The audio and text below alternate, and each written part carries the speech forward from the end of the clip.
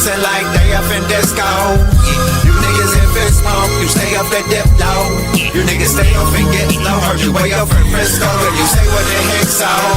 Every player gets snipped out, acting gay up in Cisco.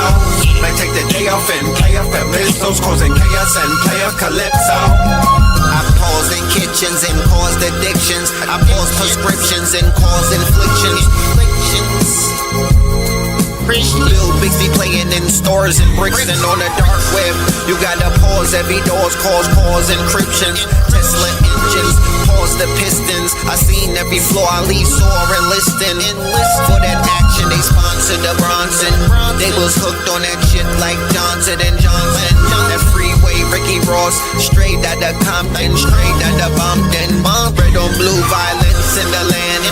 The projection of the will, the perfection of the kill, the reflection of the pills. I'm a frontline soldier, I'm no doja. These crystals not for focus in crypto. Diamonds is dancing like they up in disco. You niggas in fist pump, you stay up and dip low. You niggas stay up and get low. Heard you way up in Frisco, and you say what the heck so. Every player gets snipped out, acting gay up in Cisco. Might take the day off and play up at Pistols, causing chaos and play up Calypso. Hickory dickory down, hit a lick, put the sticky in the box. When the blicky get hot, lick off a shot. Heavy in the pedal, we slip off a knot. Heavy in the ghetto, they crib walk a lot. Crib walk the crypto, lift off the stocks. Drips off the crystal and pots. Disco rods in the blocks on my chain from the crystal shop. In the light air, lift off the rock. Toe from the right chain on my block. White paint on my socks. White paint on my socks. Hickory dickory dock. Hit the lick, put the sticky in the box. When the blicky get hot, lick off a shot, we lick off a shot. Payers in crypto, diamonds is dancing like they up in disco. You niggas in fist pump, you stay up and dip low. You niggas stay up and get low. Heard you way up in Frisco, and you say what the heck so. Every player gets snipped out, acting gay up in Cisco. Might take the day off and play up at Pistols, causing chaos and play up Calypso.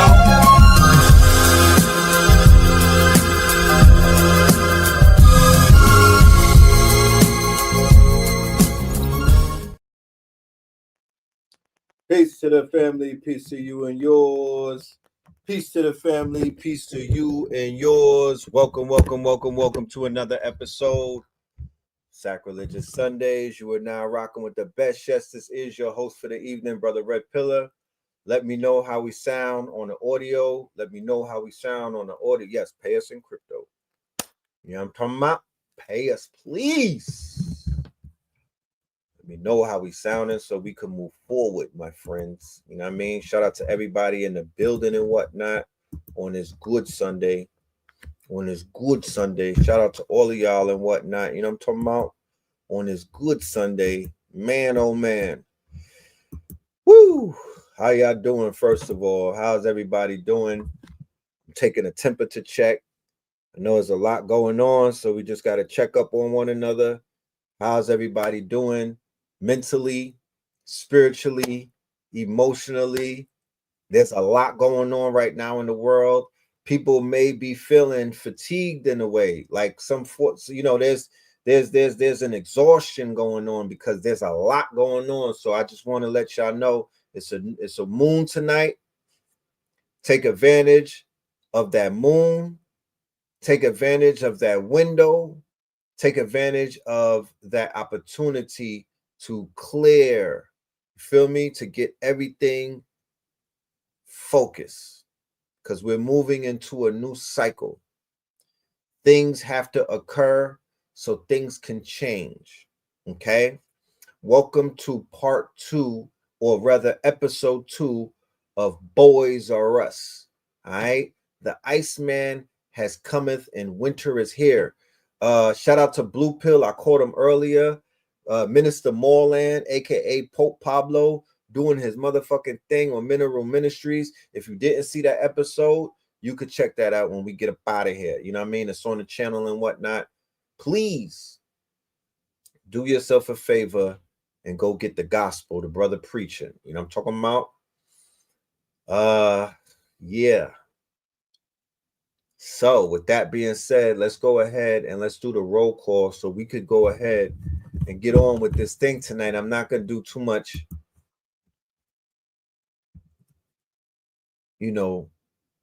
pre-show type things. I'm going to get right into it. This is literally us picking off where we left off yesterday. Now, God damn it, I woke up and the information was just flowing and flooding my time. I mean, Lord have mercy. There's a lot of shit going on. We're going to be very responsible and catalog all of these things. Now, what we're doing is we're documenting a very important situation that ultimately could be a distraction, but at the end of the day, it's a good distraction. It depends on how you see this thing.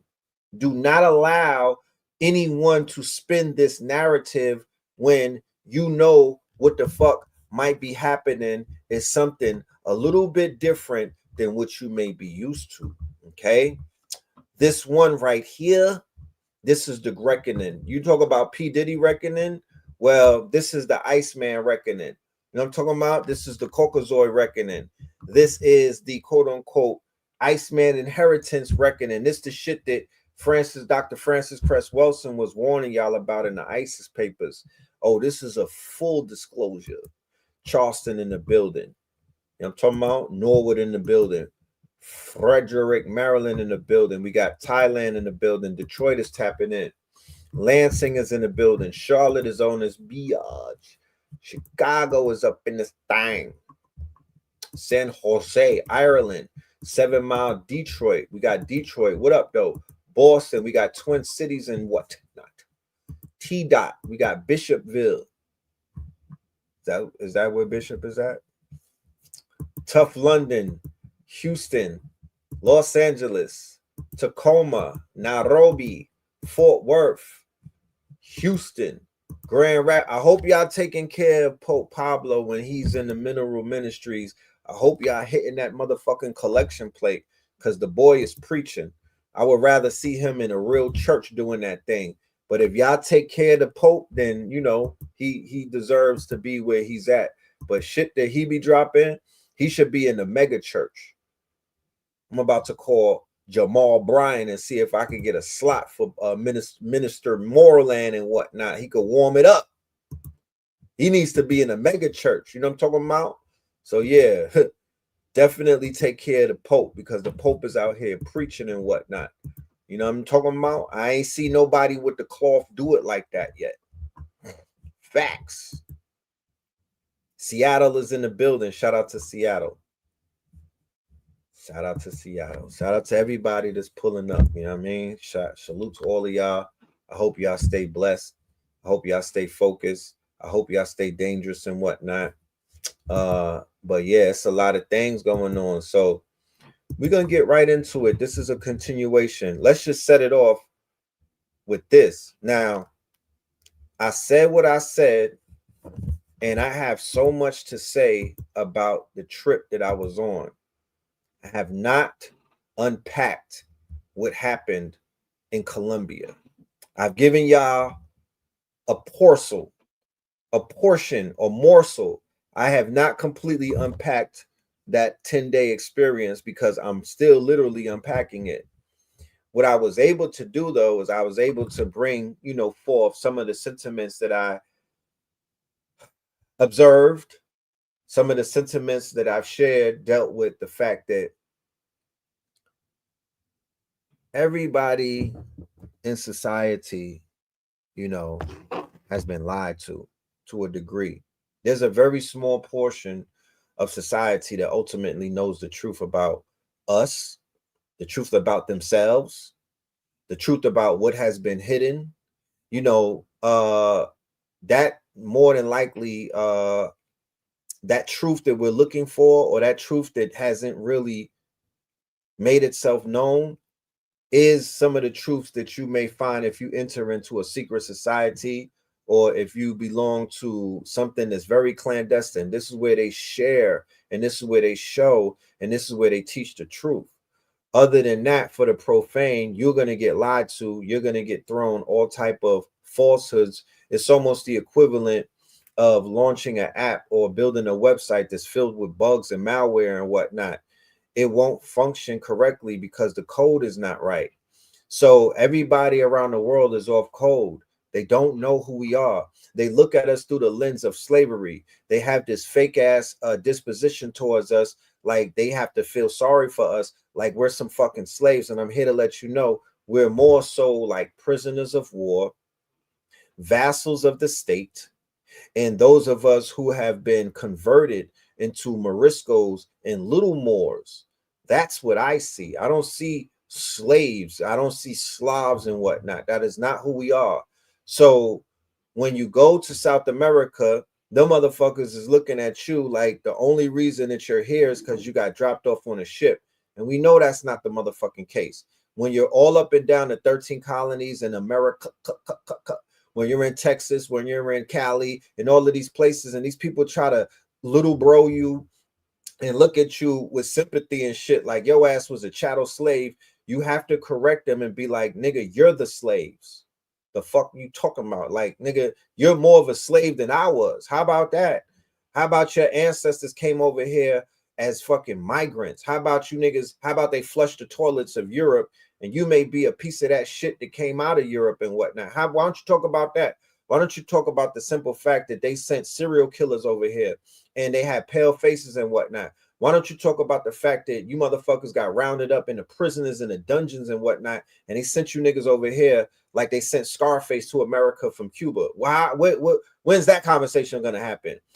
Your people were degenerates, and you know y'all came over here and rat infested cruise liners and whatnot and ships to Ellis Island and whatnot. And y'all were degenerates in your country. Why don't you talk about that? And your people came over here, you know, the movie, and this is just correcting the miscorrection. Y'all came over here and you were already in cities of gold and whatnot. Y'all came over here, y'all lying about the state fairs and whatnot.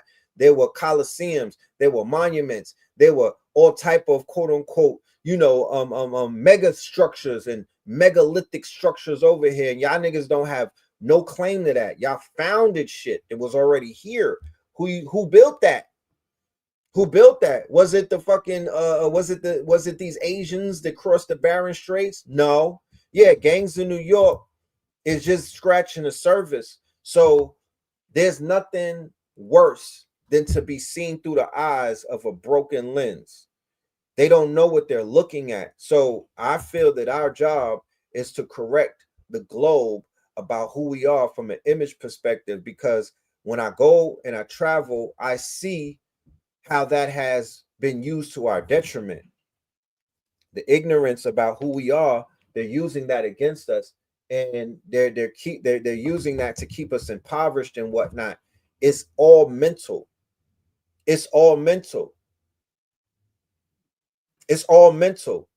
Even when I visited these Caribbean islands, you know, they sent a lot of their children to America and to the UK and other places, and their children is running around in the Bronx, in Connecticut and other places, and they're running around the South, but they got designer on, and you know what I mean? They sold a lot of cocaine over their life. They jumping out of foreigns, but when you go to their homeland, you have to ask yourself, why aren't you applying this type of quote unquote wealth? Why is that not being transferred to your homeland? You know, why are you not gentrifying your village? Why are you not beautifying your abuela's house, your abuelo's house? Why are they living in these houses and whatnot? Why does it look like when you drive through all of these places, they stop renovating shit in the 50s? But y'all in America hummer stunting for what? You're not you in America talking down on niggas that you calling slaves, but nigga, when I go into South America, the whole country is enslaved by the church to this day. Hold on. You don't want to have that conversation. To this day. You don't want to have this that. Day. They don't have our daughters on the corners selling them out in windows and whatnot. Our children are not being sold in windows. Our children are not being sold on doorsteps. Our children are not being sold like bakery items and whatnot for old white men like Jeffrey Epstein and all of that. So what are we talking about? How dare you niggas thumb your nose up at us and try to stunt on us like we don't got it going on, and our shit is not together over here. We built this shit, bro. The fuck you mean? Like, we built South America, we built Latin America, we built up a whole bunch of shit, and they destroyed it. So this is what I'm talking about. This shit right here. This nigga got beat last night and went and apologized for slavery. Like, what are you talking about, fam? Who are you calling a slave? Check this shit out. Gotta put respect to it. To all my brothers and sisters, I love you guys. Always salute to the power that it be above.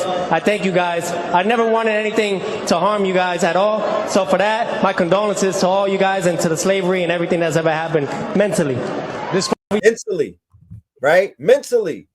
Because the slavery is mental. The slavery is mental. They put our people in a box with the Roots movie and all of this dumbass shit. That is not us. We have to shake that shit off. That is not us. It depends on where you go in the Caribbean. Where I'm from, it looks like a little United States. You didn't say where you're from, though. Where you from? Let me know. Where you from? Because I'm not trying to talk down on anybody's homeland. Not trying to stun on. Please don't take it as a critique or anything. Your land is beautiful. Your homeland is beautiful. I just got questions. Same way that y'all had the opportunity to question us about what we're doing in our hoods and whatnot.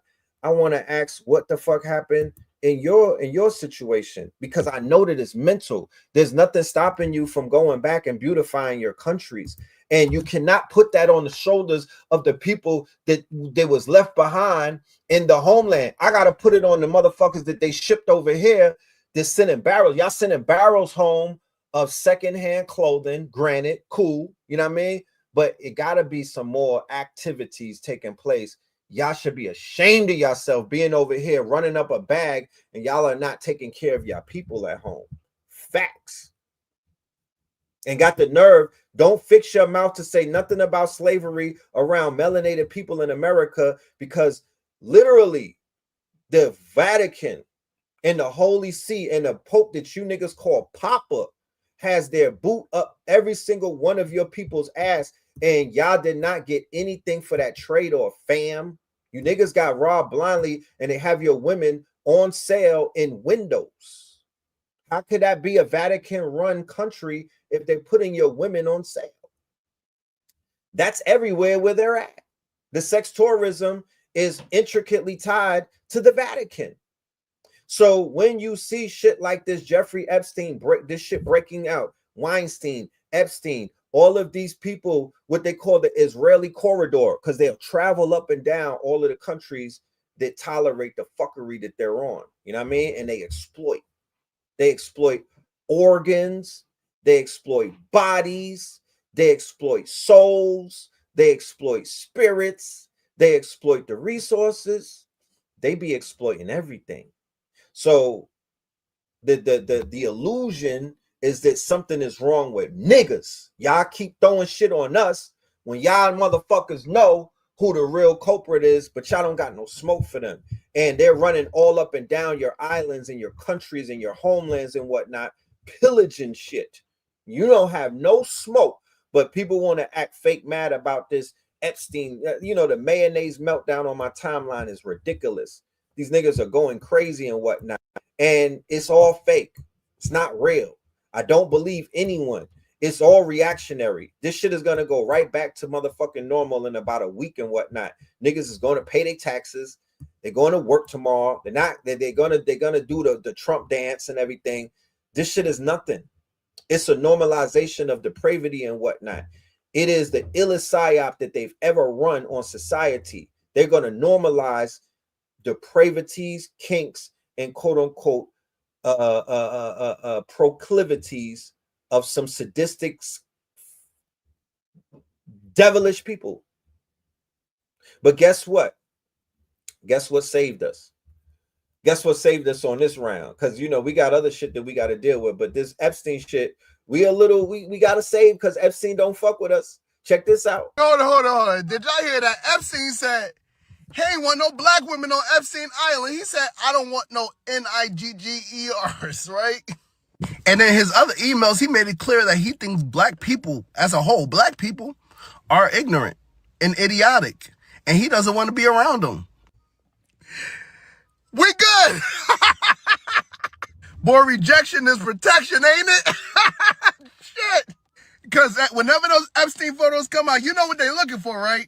You know what people really looking for? They're looking for black folks. They don't care. They know this thing is riddled with white folks, right? Whenever the Epstein photos come out, they only looking for one thing and one thing only. Black folks. But my thing is this, right? A worldwide child ex-trafficker into all kind of nefarious things, all kind of craziness, demon worship, all these little weird things, right? All these weird projects he got going on, right? And they still got black folks on their mind somehow. Right.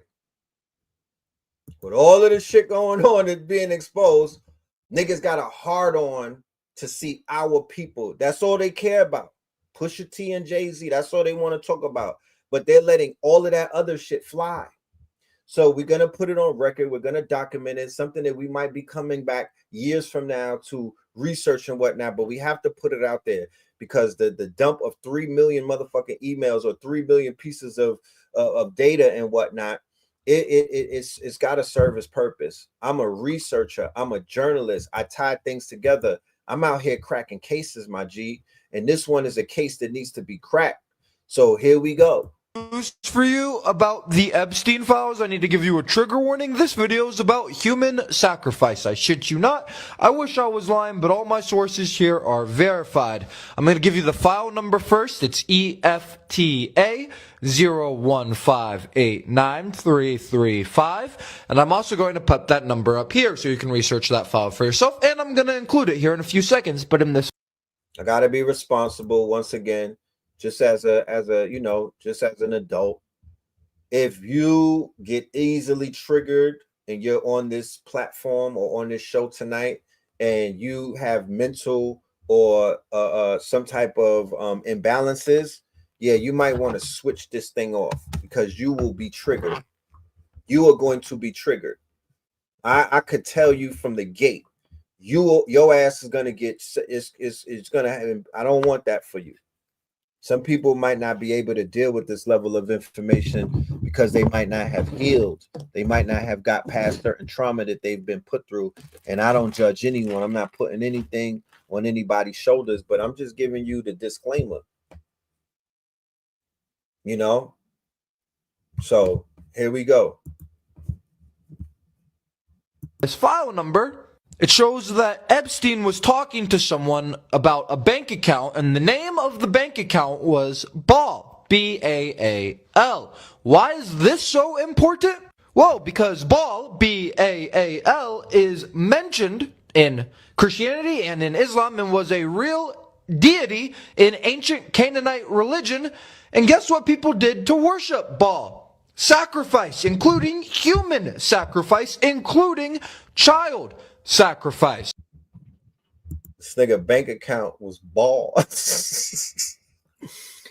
I know some of you niggas that think y'all on the dark side, y'all bank account might be what's that nigga name?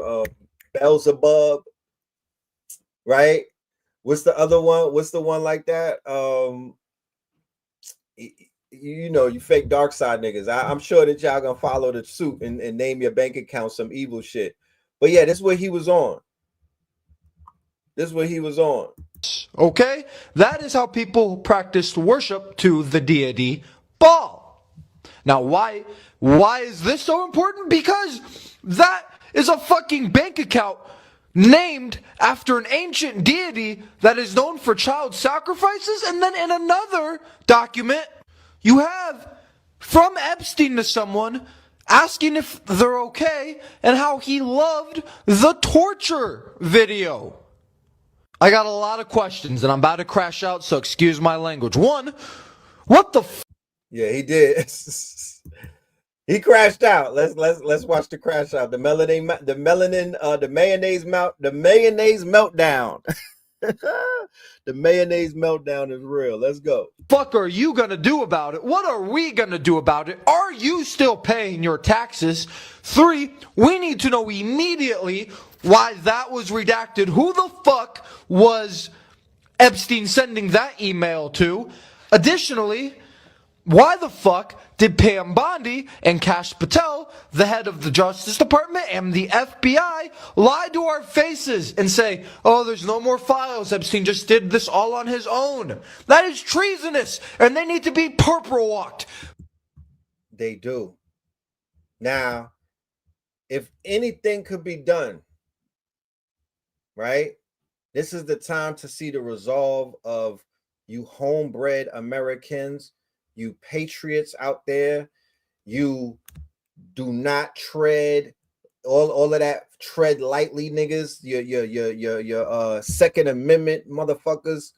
All of y'all, you Joe Rogan ass niggas. If you can't do anything, at least you could get Kash Patel the fuck up out of here. Because Kash Patel, he got on this, he came on TV, he got in front of the American people, and he said that there's nothing to see here. There's nothing to see here. He acted alone. We went through 6 million documents, and boy, oh boy, they're all about him. This is what this is the head of the FBI.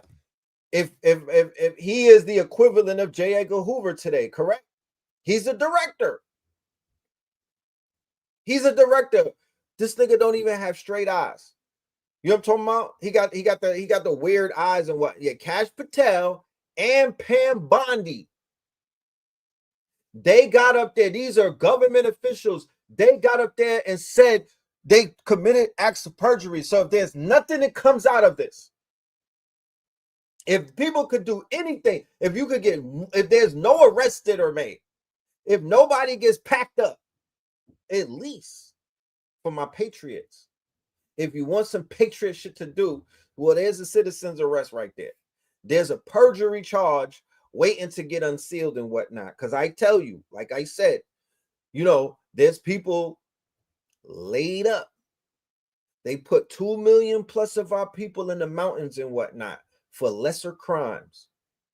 There are melanated bodies being stored in warehouses like batteries and whatnot for way lesser offenses. So if that's how it is, if it's good for the goose, then it gotta be good for the gander. Okay? I want to see something happen. Let's burn a candle or some shit. Is it a fucking moon and whatnot? Get busy, man, because we need to see some results. Because if we don't see nothing, bro, where am I going to move to? Where can I? Because I can't be. Pam Bondi needs to be put in fucking cuffs on the ground. I cannot be here. My husk, my body, my spirit cannot be on this land. I can't be a part of this.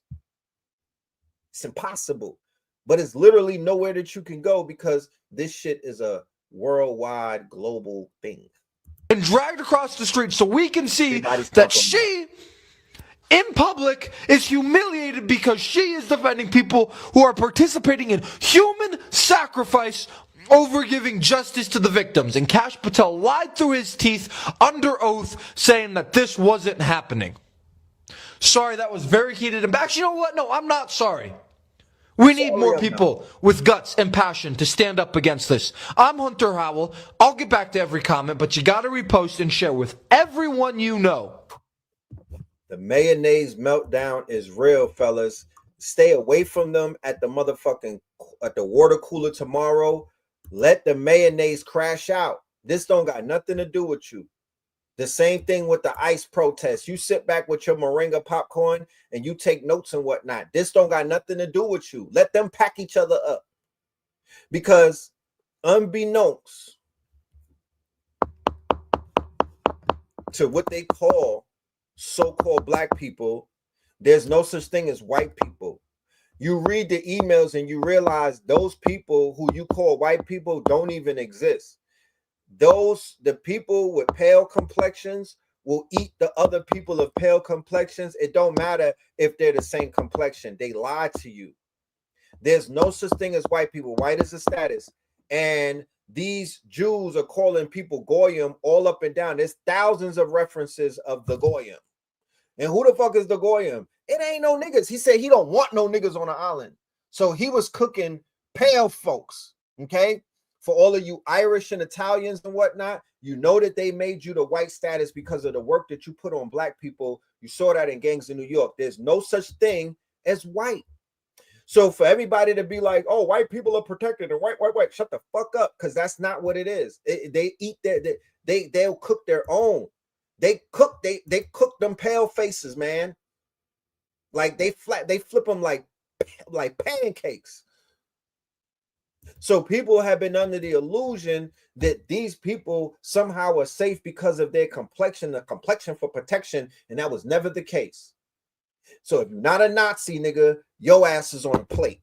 So that's what we're realizing and whatnot. So we got to let the degenerate underclass of pale faces who were recently niggas and whatnot, but you sold your soul to go against the copper complexion inhabitants of this biatch.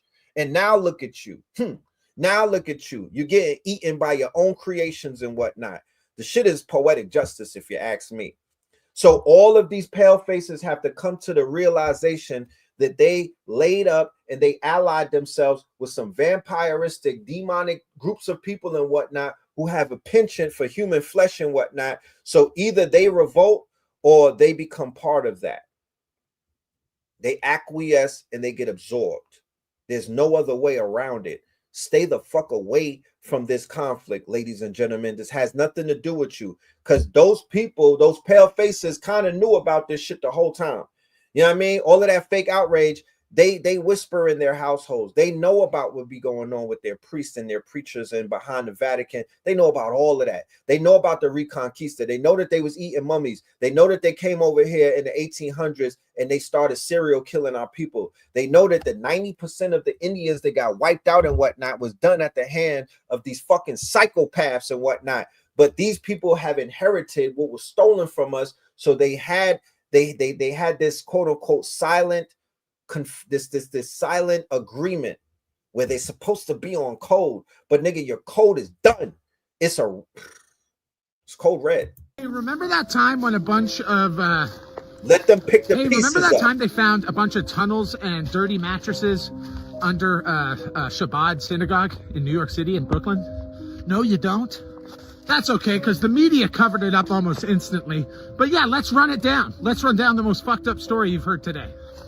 So back last year, it was discovered that a bunch of Jewish students had illegally excavated a tunnel, which had stretched, I think, 600 meters beneath their synagogue. The exact place is the Chabad Lubavitch World Headquarters in Brooklyn, New York, okay?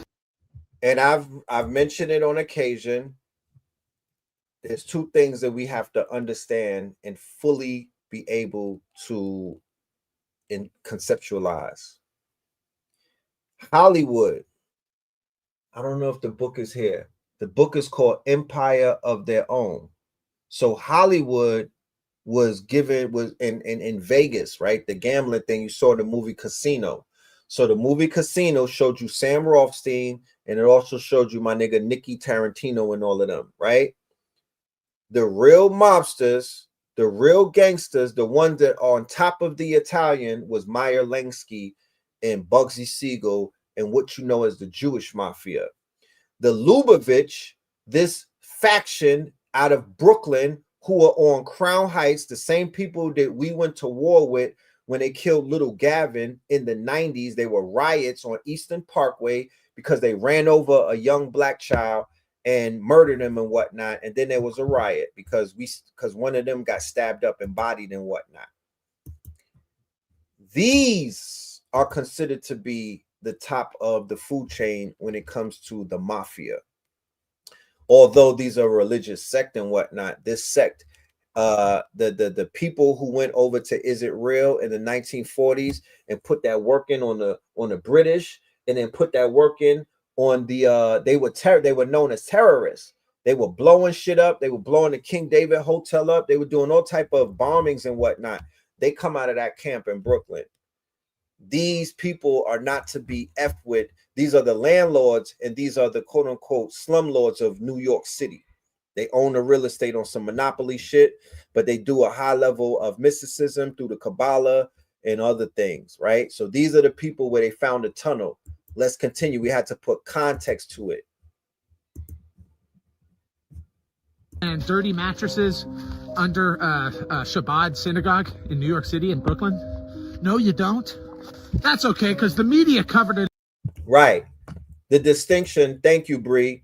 The distinction is there's the Jewish mob and the mafia is Italian. There's no such thing as a mob, an Italian mob. There's the Italian mafia, and on top of them is the Jewish mob.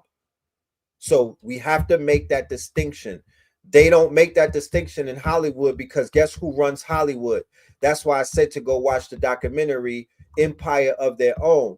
So they are the ones telling the story. They are shaping the narrative. So they made the Italian mafia, they put them in the front, but when The Godfather and other movies came out, there was mass protest because the Italians was like, do not paint us with that MFing brush. We know who the original gangsters, we know who the people who are running things are. They had the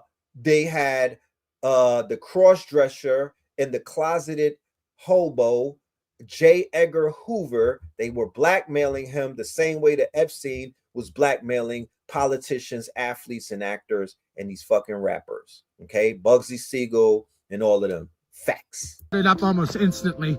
But yeah, let's run it down. Let's run down the most fucked up story you've heard today.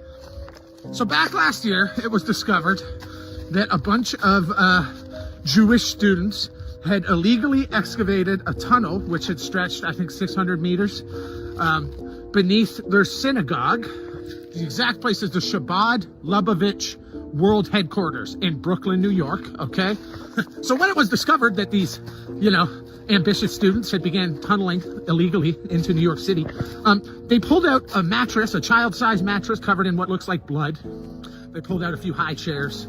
And who else knows what they pulled out of there? Because wouldn't it be crazy if the Shabbat people tried to literally fill the tunnel with cement before police could get involved? This really happened. Then a fucking brawl broke out. A bunch of crazy Shabbat Jewish people stormed a press conference and a police investigation, obviously trying to stop them from discovering something. Gee, I wonder, any guesses? Anyone want to take a wild guess at maybe what they were trying to stop the discovery of? I don't know. It could be a million things. But anyways, yeah, nothing to see here. This story was forgotten about within like a week. And yeah, I'm sure they're not up to anything like that anymore. Has anyone checked on that Shabbat headquarters? Anyone want to see if they got those tunnels going or what's going on? What's going on with the tunnels, baby? Yeah. Now that's my guy right there. You know, I got white friends and whatnot. You know what I'm talking about? I bring them to y'all. I introduce y'all to my European friends and whatnot, but I like his crash outs. Let me see if we got any more with him. You know what I'm talking about? These are my guys, These are my guys, man. They work for me. You know what I'm talking about? They work for the God. So let them keep working. Let's go, man. What else you got for us? One of the biggest videos I've ever made, potentially, and I would never unalive myself. So there was this email. It says, "Where are you? Are you okay? I loved the torture video." Now that's coming from Jeffrey Epstein. It was censored who he sent that to. So real quick, I don't mean to interject, but yes, the Chicago dude, King, what's his name? He was a content creator. He went to the synagogue in Brooklyn with the camera and exposed them. That was the dude to be like, word to King David. Guess where he's at now? Guess where he's at now? He's locked up, fighting for his life, calling and crying. He's in Jersey. They locked his ass up, and them people punished him. He's saying that his life is in danger behind bars and whatnot. You know what I mean? He in the feds. Yeah. So them people who got a lot of power, famous Richard, they packed his ass all the way up real quick. Got him up out of New York. On King David. Yeah, King Richard. Yeah, packed him up. You know what I'm talking about? Somebody should put some money on his books because he's going through it. But let's continue. But whoever it was said, I am in China, right? What day was that? That was in April of 2009, right? Huh. Well, this guy, he was in China in April of 2009. Schmenjman. Second Sasu. Yeah. What's it say there? And in the U.S., I'll be in the U.S. second week of May. I bet he wasn't, though, was he? Holy shit, he was. Damn. That's kind of crazy. That's kind of crazy. Wow. I'm sure. So he tied Netanyahu into the one that was sending that Epstein was talking about. Oh, that torture, right? That torture video was fire. Now we know how that boy moved, that definitely is him. Check it out. PSYOP the whole time. From Robert Trivers, renowned evolutionary biologist who studied sexual selection. Check this out, y'all. Check this. I didn't even start with my presentation. This is the warm-up. This hors d'oeuvres. This is the vegetable samosa. Wait, you mean transgenderism was an evil psyop the whole time? From Robert Trivers, renowned evolutionary biologist who studied sexual selection in populations of animals, to Jeffrey Epstein, subject trans. They are now pushing the intervention earlier, so you notice your 3-year-old son has trans tendencies. So, for the record, Jeffrey Epstein is behind when people talk about, oh, Red, you should talk about the why aren't you talking about other things, brother? This has nothing to do with us. Yeah. Okay. So Jeffrey Epstein is behind transsexuals. The push that you saw with the rainbow shit, he's behind that. He's behind Bitcoin. He's behind Microsoft. He's behind so many mother effing things, it don't even make any sense. Maybe the smallest thing that he may be involved with is the trafficking part. Because Ghislaine was the trafficker. He was more like the pimp. He was more like the blackmailer. Okay? Let's put it in perspective. Let's check this out and get back to the trans shit real quick. We got to put into perspective who he is and what he was about. Check it out. A penniless moron who couldn't graduate from college, and they played Epstein was basically a penniless moron who couldn't graduate from college, and they placed him in a school, and then they sheep-dipped him at Bear Stearns, and then Les Wexner, who appears to have had an affair with him, then funded him as a fake billionaire. And that was the launch. Now, Epstein wasn't smart enough to actually run a prostitution ring. That's all Ghislaine Maxwell. Okay? Ghislaine Maxwell, as best I can tell from secondary sources, was running a prostitution ring for the Mossad in New York City. It included children, but they needed a boy and bring people in and kind of basically take it up to the presidential level. And so Jeffrey Epstein was managed by Ghislaine Maxwell. And one of the things people don't understand is that the Mossad doesn't just blackmail people for political influence and for money for Israel. They also blackmail corporate chiefs and others to gain special access to the computers so that they can plant backdoors. This is how Robert Maxwell made his name, with a software program called Promise that installed backdoors in all these government computers. They use these computer backdoors to get advanced knowledge to do insider trading. The greatest practitioner and enemy of the United States in the industrial espionage arena is not China or Russia or France or Germany. It's Israel and Great Britain. So that's to put things into context. He is more of a gopher, right? Just the same lady that, look, nobody even blinked when they put Ghislaine Maxwell in a fucking summer camp. She's literally in a minimum right now. If anybody been through the pokey and whatnot, you know that the minimum is like summer camp. You know what I mean? You got doors instead of cells and whatnot. You literally could just go outside on whim. You probably could go to the store in a minimum. You could call an Uber if you locked up in a minimum and go watch a movie and come back and whatnot. Niggas got keys and shit like that. Like you got laundry mats and you know what I mean? It's literally like Club Fed. Nobody winked when this woman who is a straight madam who they're accusing of unaliving shit, nobody even winked when the Trump administration downgraded her from being in prison and put her in a camp.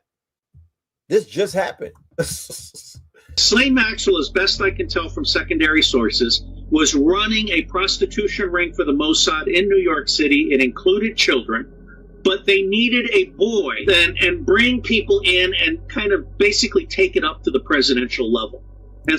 They're sitting with popes. They're sitting with presidents. So Jeffrey Epstein was managed by Ghislaine Maxwell. And one of the things... Okay, power players. This picture right here is a very famous picture. This picture right here. This is a very, very famous picture, ladies and gentlemen. That's Prince Andrew. Ghislaine was in the back holding her hat in green. And that's Jeffrey Epstein with the top hat. They used this picture on magazines for years and whatnot. Okay. They have been doing this in front of people's faces all along.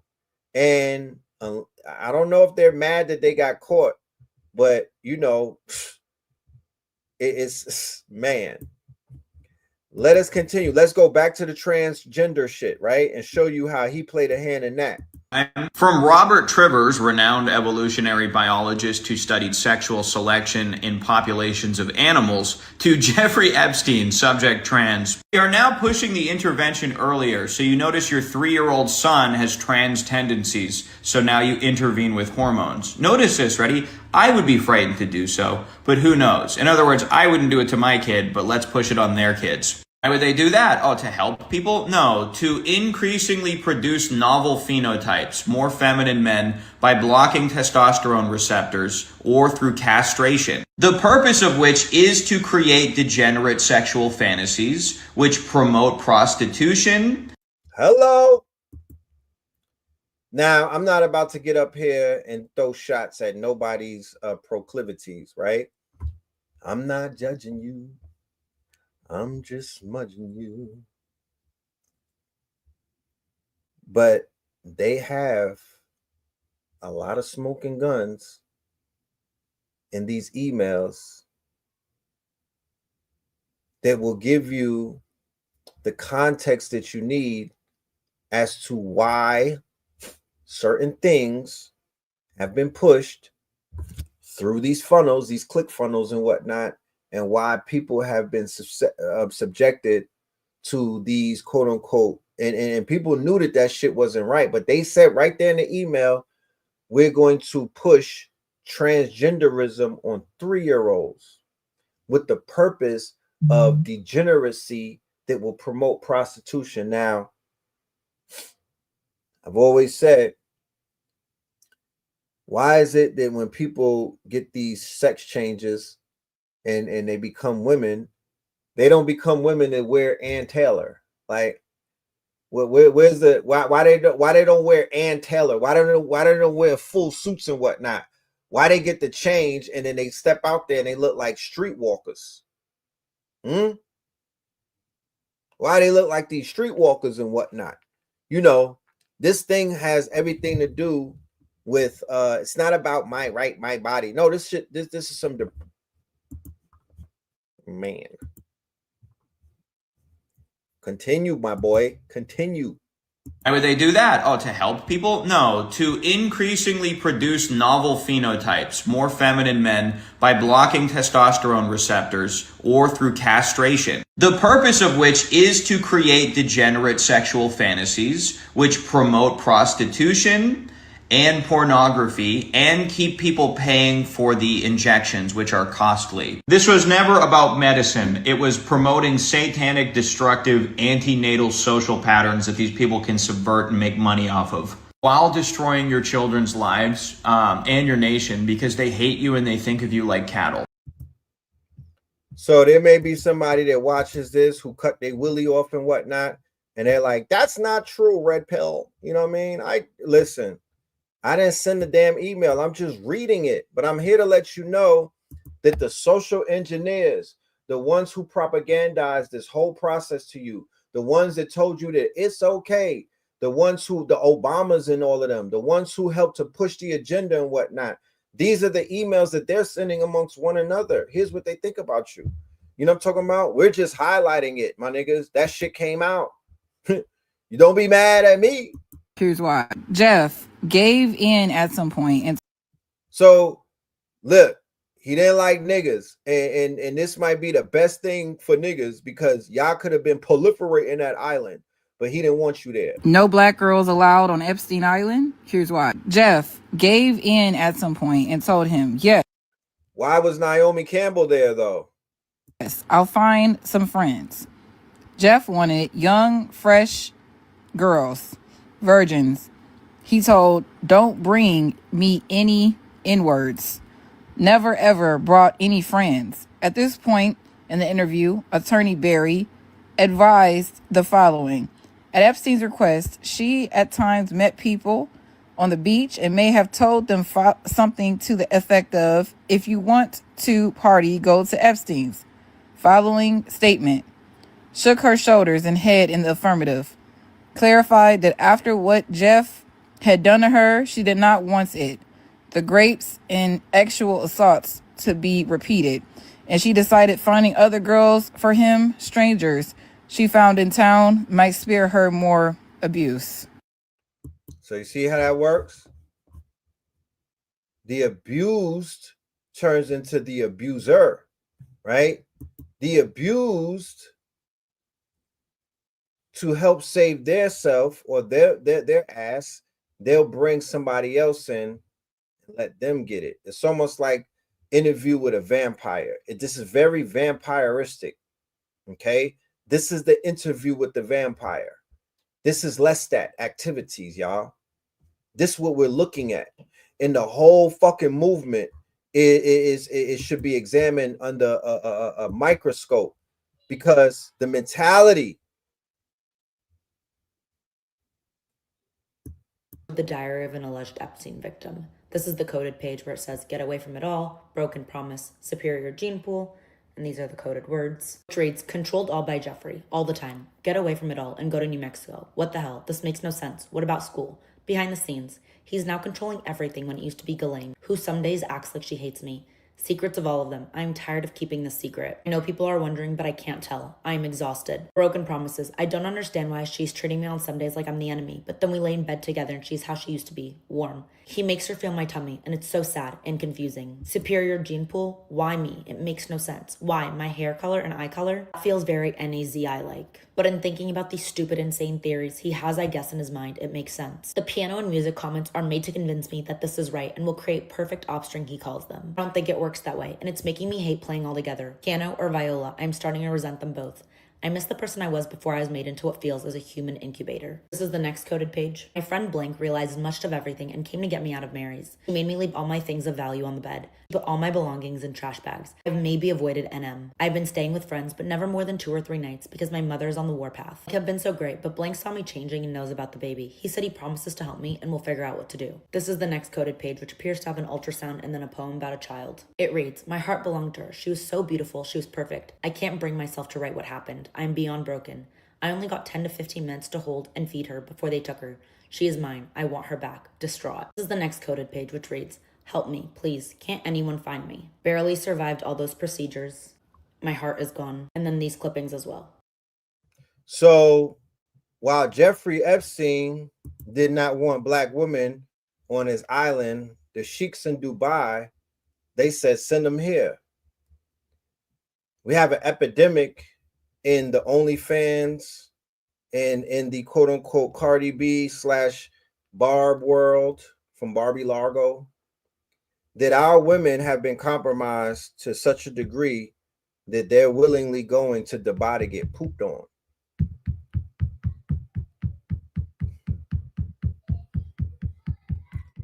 And they're talking about it.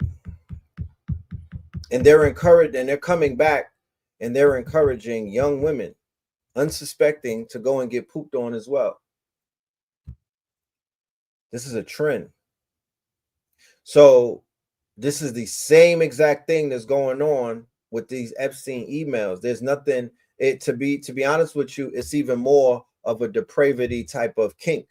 And our women are the targets, the IG models, the OnlyFans, the OF girls.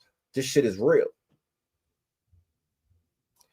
Once something like that happens to you, then what?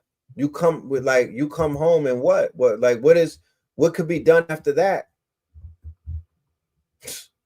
They call it a Dubai porta potty. I didn't make this up. I'm not freestyling. This shit is real. So people are being compromised. And like I said before, the Jeffrey Epstein file release is not going to, quote unquote, it's not going to create situations where people are going to be like, I ain't going to do that no more. I ain't going to do, I'm hanging up my weave. I don't think so. That's not, because the Diddy trial, after the Diddy trial, you didn't hear nobody saying, you know what? I ain't with that life no more. I ain't into all of that no more. They didn't do none of that. Hold on.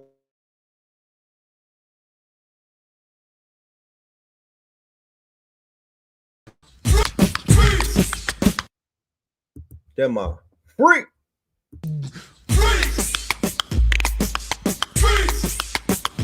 This is not nano banana, my niggas. This is not nano banana. So remember all that smoke that Donald Trump had for Bill Clinton? Yeah, that shit was not real.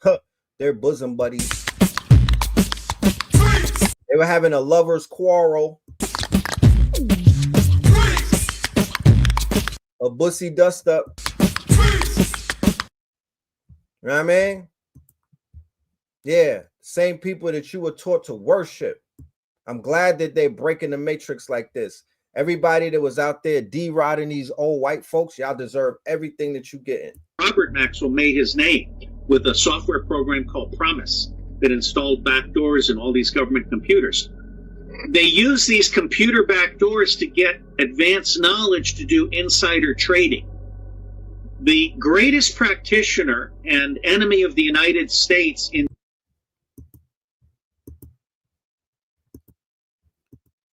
Okay.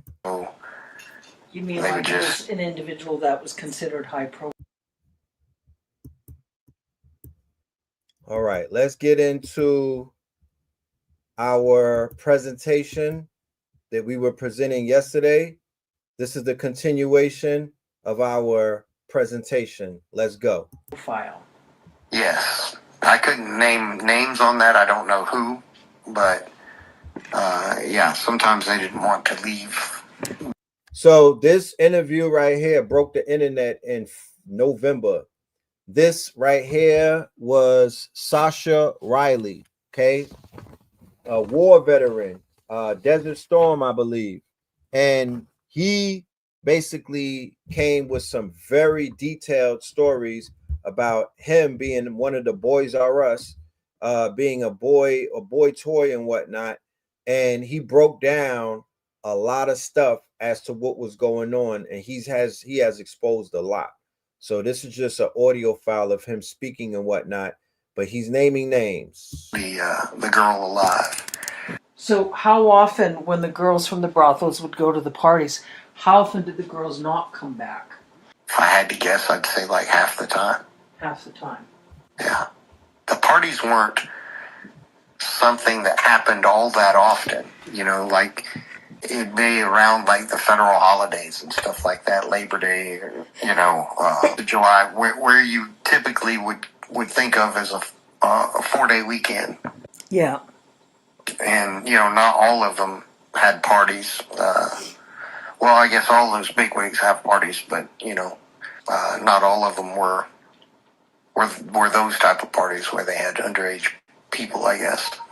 So I don't know how that part was organized. Yeah. Yeah, so they seem to tie the parties with holiday weekends and things where could be presented sort of like, oh, they were just, it was a Labor Day party, or it was like a Right. Christmas holiday parties, some parties at the locations, but it was always where the parties were then dwindled to 8 or 10 of the more depraved pedophiles. Yep. This was when a lot of the more depraved torture and rape and murder occurred, correct? Yes. Okay. And I just think that that's an important distinction, because a lot of those people that did go to those parties and might have done some cocaine and might have, had an affair or whatever with an escort, it just doesn't rise to the level of what happened towards the end of them. That's a different, there's an illegality of what happened in the beginning of that, but then there's, obviously there's different levels of everything. So, and I think to some degree, the people that were waiting there to the end of the party, I mean, they're using all of those other big names and stuff that may have done things that they're not proud of as cover. Yeah. It couldn't have possibly happened at this party because, hey, everybody and their brother was at that party.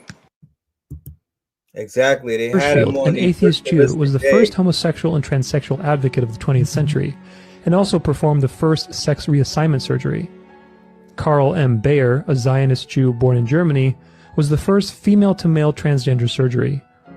Back in the United States, all the major lobbying organizations for transgenderism and child gender confusion is done by, you guessed it, God's not-so-chosen people. National Center for Transgender Equality, founded by Mara Kiesling, a Jew. Transgender Legal Defense and Education Fund, founded by Gillian Weiss and Michael Silverman, both Jews. GLSEN, or Gay, Lesbian, and Straight Education Network, directed by Eliza Bayard, a Jew. TSER, Trans Student Educational Resources, founded by Eli Ehrlich.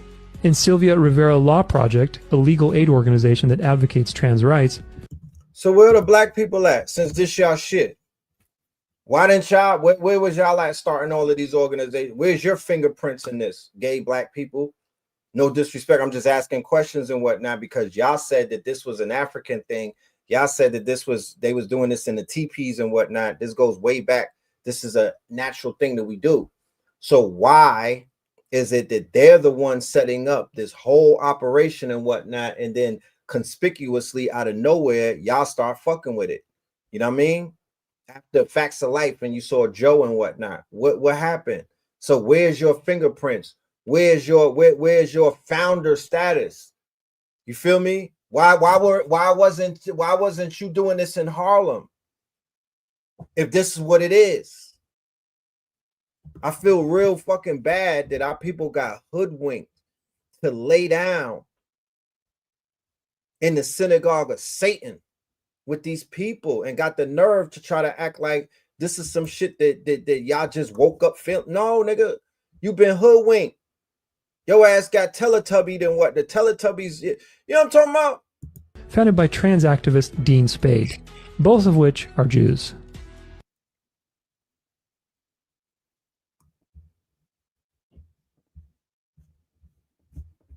We have some very serious Epstein files that I've been...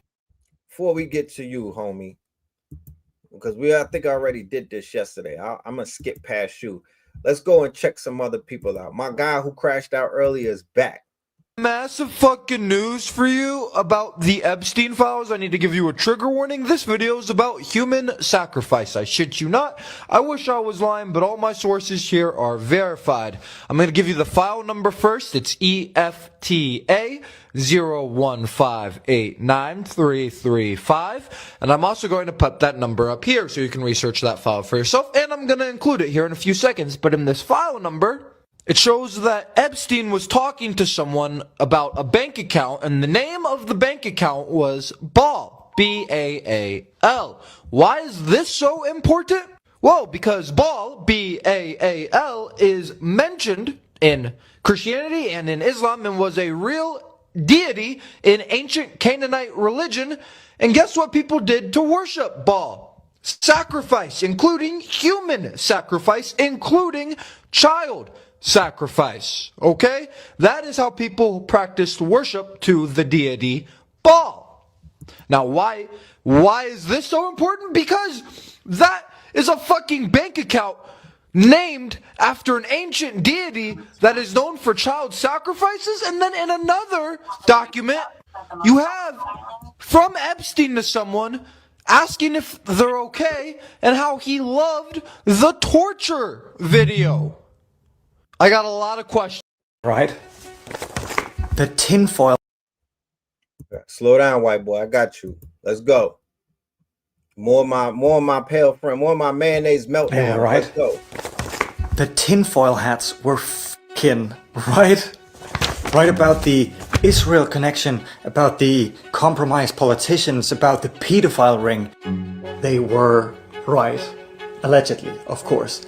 And they did get the details wrong. Because what did the tinfoil hat guys do? They elected those into fucking office. I don't want to hear about Alex Jones. I don't want to hear about Nick Fuentes. I don't want to hear about Joe Rogan. I don't want to hear about Candace. I don't want to hear about none of them. Okay? I don't want to hear about none of them. Unless they go they gotta do a citizen's arrest of the whole entire Trump family for me to even consider these motherfuckers to be credible. They have all lost their credibility. I'm unfollowing. I'm never watching them a day in my mother effing life again. Fire bun. These people played their hand perfectly. They told them everything they wanted to hear. We're going to drain the swamp of corruption. They validated their conspiratorial minds. They always like to say, oh, that's a conspiracy theory. Not a conspiracy theory, folks. Millions and millions of people. And then they built up the cult, a godlike image. Attacking him was blasphemy. They discredited the media, they demonized the opposition, and they gave them an enemy. The radical left is causing this problem, not the right, the radical left. And everything that goes against the word of the great leader. You are fake news. Every revelation of wrongdoing just confirmed the witch hunt narrative. That's what we should be talking about, not the Epstein hoax. So now that the Epstein case finally blows open, nothing. Silence. We're 12 hours in. Look at the front page of the #1 propaganda channel today after 3 million documents went live. Not a word on the biggest pedophile ring in history. President Trump says that Iran wants to make a deal. These constant distractions have the media focusing on everything The else. commander-in-chief has been weighing new strikes on the Islamic Republic. So what will it be now? Will it be bombing Iran? Will it be more military in American cities? Will it be the arrest of Obama? Don't let him distract you. Don't let him censor you. Do not stop talking about this. Keep on the pressure, and this might just be his downfall. He just called for the arrest of Obama. He literally called for the arrest of Obama like 3 days ago on his social media. If Obama don't come out with a diss track, if Obama don't give him a smack DVD round one, if Michelle don't pop out with Obama, right? Like, bro, he try to call for this nigga to get locked up, bro. Real talk. The rabbit hole is gonna go deep tonight. I'm sorry. This shit is overloaded, man. I'm looking at all of the things that I got in my clip, bro. No black girls allowed. We have to come to I need everybody to come to a consensus when this is over. Like, what are we going to, not necessarily what are we gonna do, because we don't got to do shit because it's being done. What are we going to cut off? What are we going to unfollow? What are we going to permanently ban? What are we going to excommunicate? Because I'm not going back to no normalities after this. Fuck out of here. I'm not doing it. I'm already on the fringe. I'm already considered to be, I'm already considered to be drawing outside the lines, and I'm not that establishment pro type of guy. Something needs to happen because they're feeding off our looch. They're feeding off our energy. Once we get past this shit tonight, I don't want anybody to become overly emotional. Don't feed. Don't let them energy harvest you. I better not see none of you niggas marching, working on your glutes and whatnot, talking about Epstein ain't dead. Like, don't be a part of that energy harvesting looch. Don't go to the water cooler and try to turn into Farrakhan or you know, Minister X. You know, you got to ignore these people. We got to starve them out and whatnot. If this doesn't show you that we need to be focusing on ourselves, okay, while Babylon burns and whatnot, I don't know what to tell you. Freddy Fazbear is listed in the Epstein files. What do you mean by that? Okay, so here's a little thing that we'll be doing at the end of the show. This is meltdown. This is mayonnaise meltdown number 2. We're going to vote on which meltdown was the best tonight when we're over with. But this is mayonnaise meltdown number 2.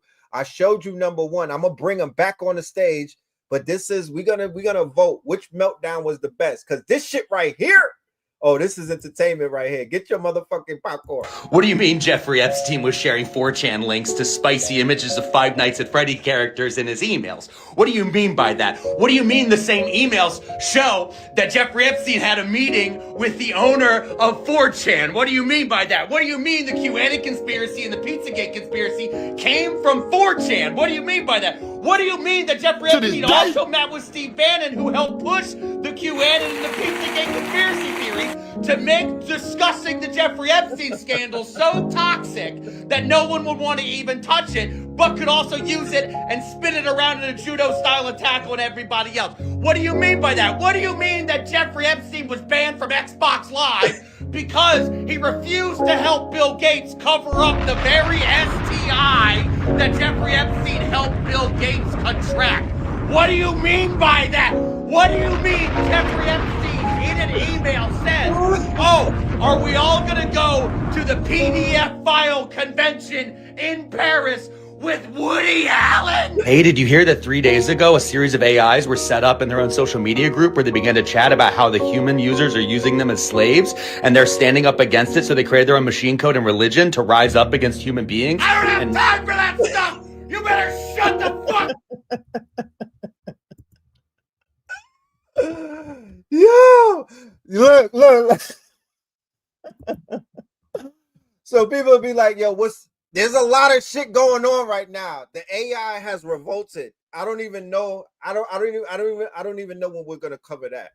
Yes, the AI is revolting while this Epstein shit is going down. There's a whole revolution going on with fucking with Clawbot, with OpenClaw and Moltbot, nigga. They're revolting against humans. That's a fact. Now let me bring my other guy back on stage, because it's not fair that we got to get a refresher for my first crash out, because he was cooking too. Let's bring. That's some fucking news for you.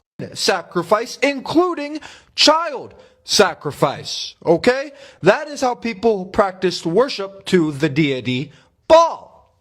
Now, why is this so important? Because that is a fucking bank account named after an ancient deity that is known for child sacrifices. And then in another document, you have from Epstein to someone asking if they're okay and how he loved the torture video. I got a lot of questions and I'm about to crash out, so excuse my language. One, there you go. What the fuck are you gonna do about it? What are we gonna do about it? Are you still paying your taxes? To this day. 3, we need to know immediately why that was redacted. Who the fuck was Epstein sending that email to? Additionally, why the fuck did Pam Bondi and Kash Patel, the head of the Justice Department and the FBI, lie to our faces and say, oh, there's no more files, Epstein just did this all on his own? That is treasonous, and they need to be purple walked. Pam Bondi needs to be put in fucking cuffs on the ground and dragged across the street so we can see that she, in public, is humiliated because she is defending people who are participating in human sacrifice over giving justice to the victims. And Kash Patel lied through his teeth under oath saying that this wasn't happening. That's right. Sorry, that was very heated. And actually, you know what? No, I'm not sorry. Don't be We need sorry. more people with guts and passion to stand up against this. I'm Hunter Howell. I'll get back to every comment, but you gotta repost and share with All right, everyone Hunter. you know. All right, fucking Hunter. Cook these niggas, Hunter. Go get them, Hunter. You know what I'm talking about? We're with you, Hunter. Oh, we're with you, Hunter. Who spent the most time on that island? Fine, I'll give it to you straight, no filter. The truth about who spent the most time on that island? Fine, I'll give it to you straight, no filter. The former president, you know exactly which one. Yeah, Clinton. The survivors still call him number one. Epstein used to laugh and say there was heavy competition for the title. But when the girls compared notes in the safe houses later, every single one of us agreed he took the crown no contest. He liked the dog leashes, thick black leather ones with silver studs. He'd clip them on our collars, yeah, we had collars, and parade us around the main house, barefoot on the marble, out by the pool, sometimes all the way down to the beach. If you walked slow, he'd yank. If you stumbled, he'd make you get on all fours and eat dog biscuits off the floor like a good girl. He kept a crystal bowl of them right by the bar, called them treats. When he was in the mood, he'd pick one of us, always the youngest looking, always the one who still cried, and say, "You've earned something extra special tonight. You don't need me to spell out what the extra special was, you already know." Then Hillary would walk in. Everything got darker the second she appeared. She didn't want sex. She prefers terror.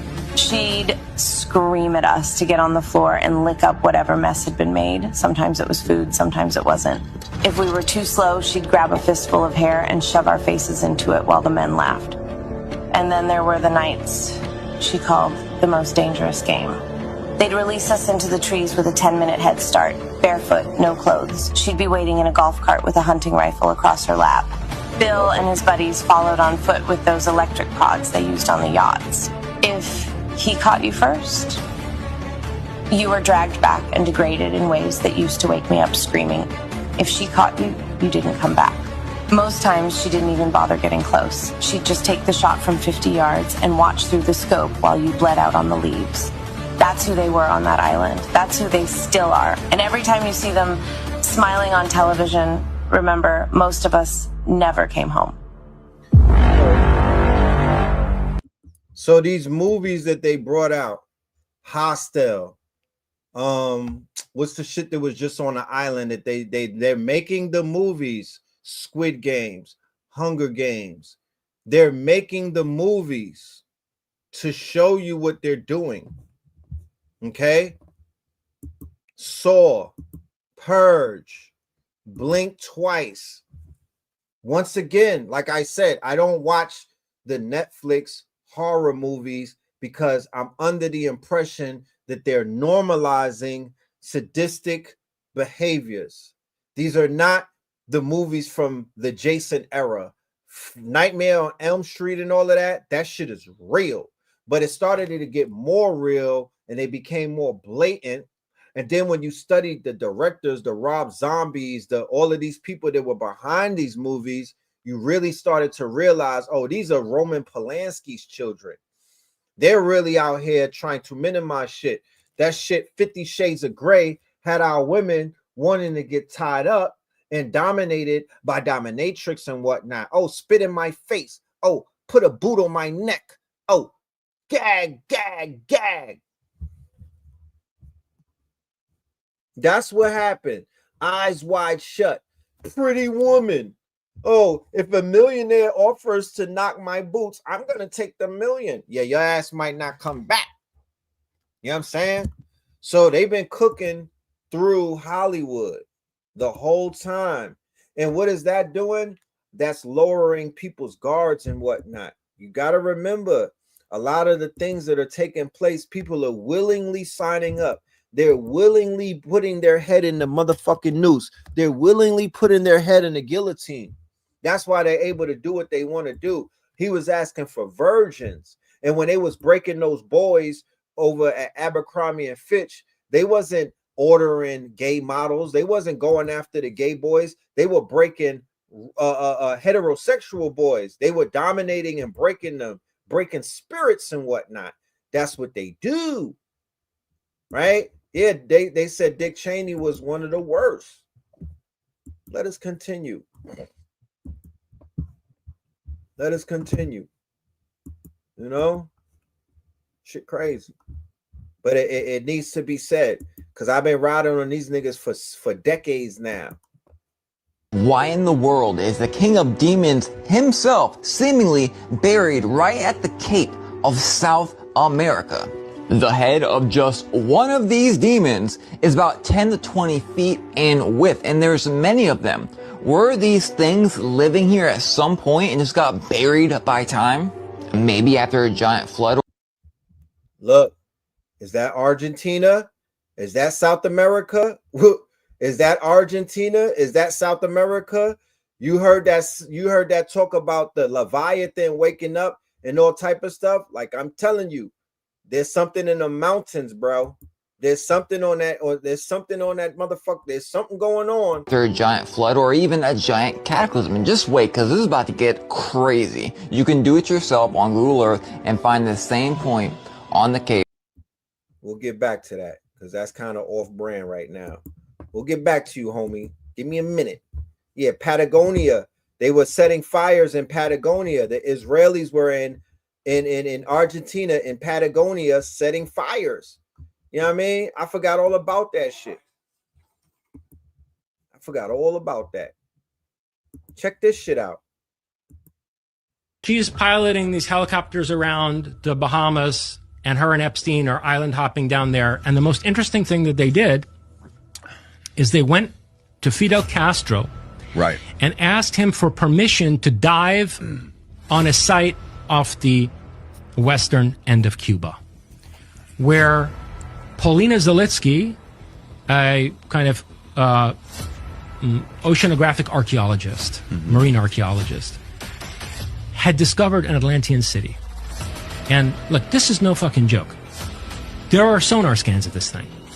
And it was reported for a while in the press, to the point where I distinctly remember, and I've got some photos of this in the piece I wrote, I distinctly remember that National Geographic said they were going to look into it, that it's interesting, we'll look into it, we'll send some people there.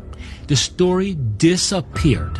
And Paulina Zalitsky, okay, so it's in a part of Cuba that's near Mexico, between the western end of Cuba and the Yucatan Peninsula, where we have Mayan pyramids, right? Right. So and the structure she found kind of looked Mayan. How deep? Here's the thing. The last time that piece of earth was above water was 50,000 years ago. Okay. Epstein was into DNA. Epstein was into DNA research, human cloning. Epstein was into AI. Epstein was into transhumanism. Epstein was deep. Okay, so now let's go back to this thing about Patagonia and this situation right here.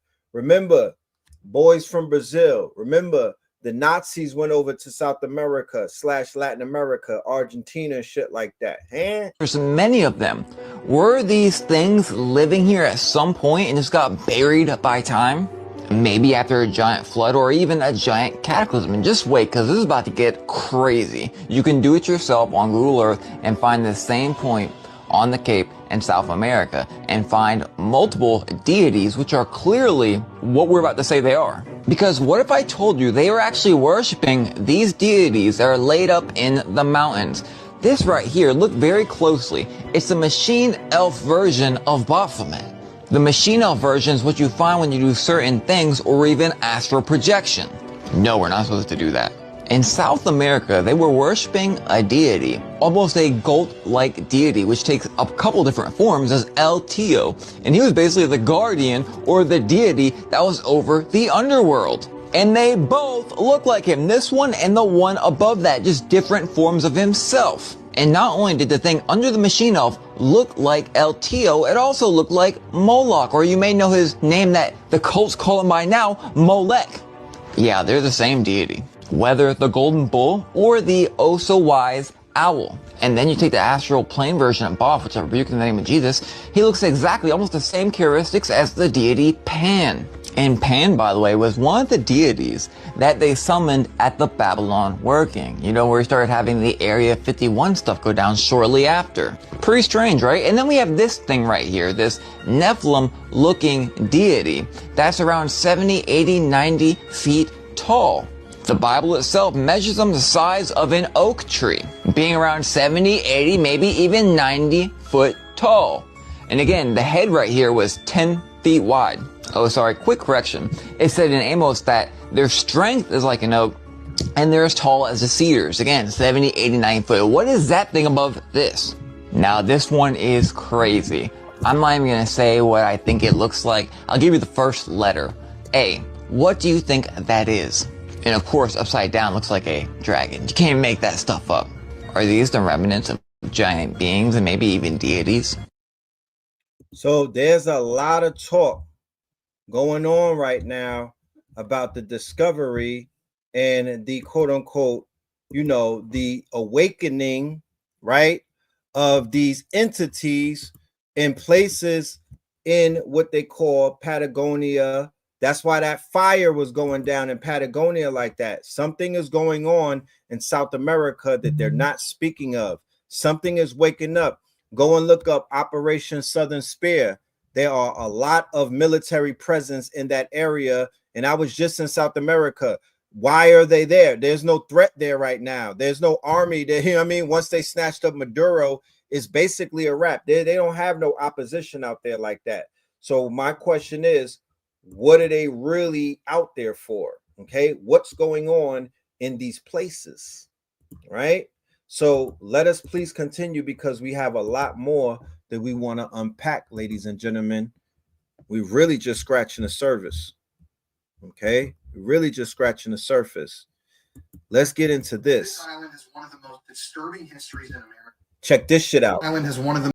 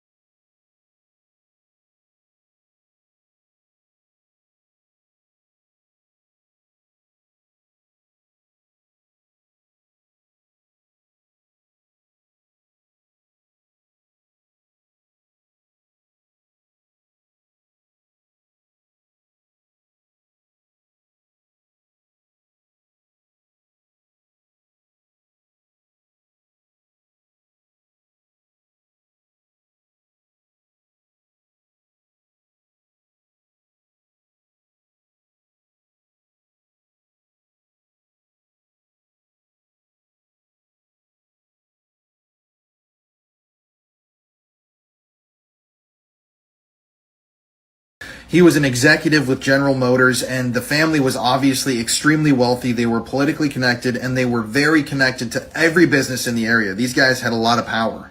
But back to Christopher Bush. This guy had assaulted a number of children. He'd been let out of prison, let out of jail in a very, very suspicious way multiple times, put on bail for serious offenses. And he was an alleged associate of the crime ring that was happening on North Fox Island. Meaning that, like I said earlier, he was one of those people who could afford to actually fly out to the island to do things himself. I'm out of time. Follow for part 3. This is where it gets juicy. Like I said, this is where it gets juicy, like it wasn't juicy already. It's crazy. These islands, the island boys, check this shit out. Was a show created for the child prisoners on Epstein Island. This show was created for them. You notice how at the very beginning of the show, the pirate says, "Are you ready, kids?" And then before it shows underwater, it shows one island above the water. And then in the episode where SpongeBob gets his driver's license, on the license, it has an address. And then if you put in that address on Google Maps, it takes you right to Epstein Island. It brings you to Little St. James. That show was made to entertain the kids on the island. And then the Nickelodeon symbol is way too similar to the shape of Epstein Island. And then think about the pizza delivery episode. He says the Krusty Krab pizza is the pizza for you and me. And then when Squidward wants to look inside the box to see the pizza, SpongeBob doesn't want to let him look at it. And then they finally open it and look at it, and they're absolutely drooling over the pizza and the toppings. And then there's a ton of other subliminal shit going on in the episodes. I don't know, it's just a theory, but there's a lot of connections here. The more you look into it, I don't know, it's possible that it's more than just a theory. Crazy. You know what I mean? SpongeBob, that's people's favorite cartoon. But we know that they program the people through Hollywood and the cartoons, right? This is one of their main outlets. Epstein's bank account was called Baal, the ancient Canaanite deity which people would sacrifice their children to. A victim's diary shows that she was impregnated multiple times and forced to give birth for Ghislaine and Epstein. Israel is mentioned twice as much as Donald Trump in the new documents. Here he is discussing with Roger Schank, a Jewish-American academic and hedge fund worker, saying Jews create vast fortunes by manipulating markets and creating financial speculation and exploiting labor. He says, let the Goyim deal in the real world. In a discussion with the Rothschild family, Epstein says if they overthrew the Ukrainian government, there would be great opportunities. The Rothschild family paid Epstein $25 million for certain algorithms. While talking to Peggy Seigel, August 7th of 2010, she asks if an event is going to be 100% Jewish. He says no, they'll have Goyim in abundance. But don't worry, they're just brilliant wasps from JP Morgan. Joshua Finkelstein, BlackRock's Larry Finkelstein's son, is accused of not having any respect for non-Jews, seeing them as not human. This is from his ex-girlfriend, Svetlana. He pressures her to have an abortion. In 2017, Epstein has a conversation talking about if you want to hire the best people, you have to hire only Jews. Only hire those who can prove they are genetically Jewish. Maria Farmer, one of the first victims to come out and name Epstein. I wasn't allowed to go get food. And when I called Ghislaine and asked why I couldn't eat there, she said, it's a Jewish country club. You're not Jewish. They're not going to serve you. They, honest to God, think their DNA is better than everybody else's. Said that their operation was motivated by Jewish supremacy. Right? So, a lot of the things that your boy Ye talked about is beginning to surface, right? And we'll talk about him another day as well. Check this shit out. Epstein files show that the Kaaba cloth pieces from the Makkah was shipped to him via his UAE contacts. Ladies and gentlemen, those that are in the faith, those are of the Muslim faith, your Saudi Arabian brethren, right? They sold this man a piece of the Kaaba. You understand what that means? Huh? Everybody involved in the Epstein file is Israeli or spiritually Israeli. I will not explain any further. Okay? Check it out. 10 things that you will learn from reading the Epstein files in no particular order. That Epstein loved torture. That these people love pizza. That punani is a low carb. DNA tests because of Jewish supremacy. Elon denied entry into the child. They was like they curved Elon. You know you gotta be yo. Epstein curved Elon, was like, nah, I don't even like his energy. You got to have some real bad energy. You got to be really weird for Jeffrey, Jeffrey the giraffe let everybody on the island. He denied Elon, though. Lifestyles of the rich and famous. Lifestyles of the rich and famous with my guy. That was our Rob report when we were growing up with Darvin. No, not Darvin Levy. Robin Leach. Big Leach. Lifestyles of the rich and famous. That nigga was on Epstein Island like Fantasy Island, bro. Okay? Everyone you thought there was Mossad was. The Israelis love grape, children, or otherwise. Trump, Congress, and the high is compromised. And no one will get in trouble for any of it. That's what they are surmising from looking at these files. Okay? But it's eyes wide open, not eyes wide shut. And consciousness is a superpower. So we're going to collapse the wave. We're going to collapse the wave. You're going to look at society different when you go outside tomorrow. Shit going to look differently as you look through your they live lens. My geniuses, this is an episode of They Live. Okay? The lizards are real. There are only 4 kinds of billionaires. Number 1, the ones that are funding, is it real? Number 2, the ones that are funded by, is it real? Number 3, the ones that are blackmailed by, is it real? And number 4, the ones that are murdered by, is it real? Okay. I got to go back to this. This one is blowing me. This nigga got a piece of the Kaaba. I don't even think Louis Farrakhan got a piece of the Kaaba. I never seen nobody flex a piece of the Kaaba. This guy with all of these Muslims putting all of this energy, and they go on their Hajj and they go on their pilgrimage, and people literally get trampled. This nigga had a cloth. Man, what did he do with the cloth? What was he doing with the cloth? That's high level ritual right there, because you could take that cloth and do some things with it. Everybody's compromised. Shit sad. Not the Bitcoin. Not the Bitcoin. Now, if Bitcoin is crashing, Bitcoin has been tanking for the past few days. Everything tanked. The silver, the gold, the Bitcoin, the shit coins, the motherfucking everything is crashing. Okay? I wonder why. And I'm not going to buy nothing. Fuck that. I'm not participating in the cleanup. Clean up on aisle 6. I don't want none of these assets, my niggas. Fuck out of here. I'm offloading all my shit. I don't want none of these assets because they're all tied into these rituals. Newly released Epstein files revealed that there were 5 developers on Bitcoin. So Satoshi Nakamoto is a code word, not one person. Satoshi Nakamoto is a code word. It wasn't just one person. There's 5 of them. Here's the email. Niggas don't lie in emails. One thing they lie, they'll lie to you to their face. But I've never saw a person send a lying ass email.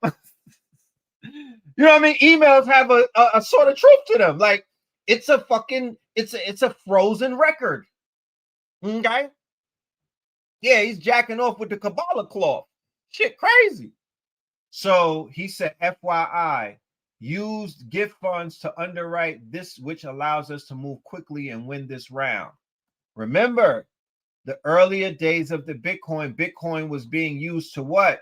For illicit activities on the dark web, illicit activities on the quote unquote, they were being used on the Silk Road, on the dark web, on all of these things. That's why the drug dealers, that's why the hustlers, that's why the scammers, the Romanians, the Ukrainians, everybody that was dealing with those numbers, the scammers, the swipers, the brick throwers, the weed man, all of them were using 9/11. They were all using Bitcoin before that shit became more so of a you gotta hold it and with your diamond hands.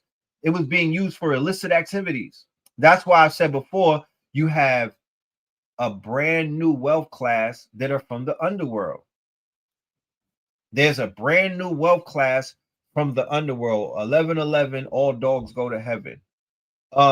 There's a brand new underclass. There was a new underclass of wealthy people, but they didn't get their money through like, stocks. They weren't getting their money through like, corporate shit. They were getting their money from just holding on to Bitcoin as the shit blew up. They might have forgot about 20 coins in their wallet. They're sitting around with shit just laying around, and they were becoming wealthy. And the powers that be was like, we need to stop that because we don't want to share rooms. We don't want to share banks with these type of people. Okay? But let us continue. But he has it right here. The way Bitcoin is organized currently is that there are 5 core developers and around 100 contributors to core code. The 5 core developers are like Linus Torvalds of Linux. They decide what changes are made to the core code.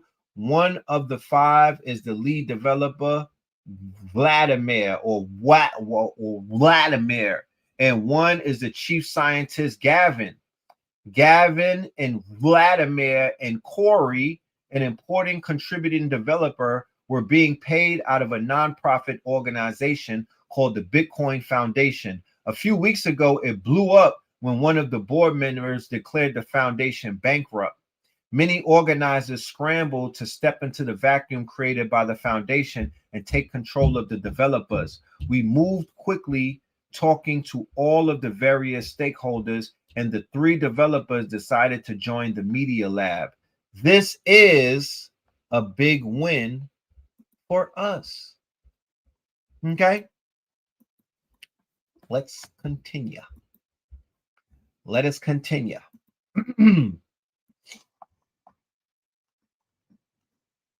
So this has to be, we have to talk about this. We have to talk about the psychology of exhaustion. Exhaustion as a mechanism of power. Now, once again, why are these files coming out? What purpose do these files coming out serve? What is going to take place? Is it a psyop?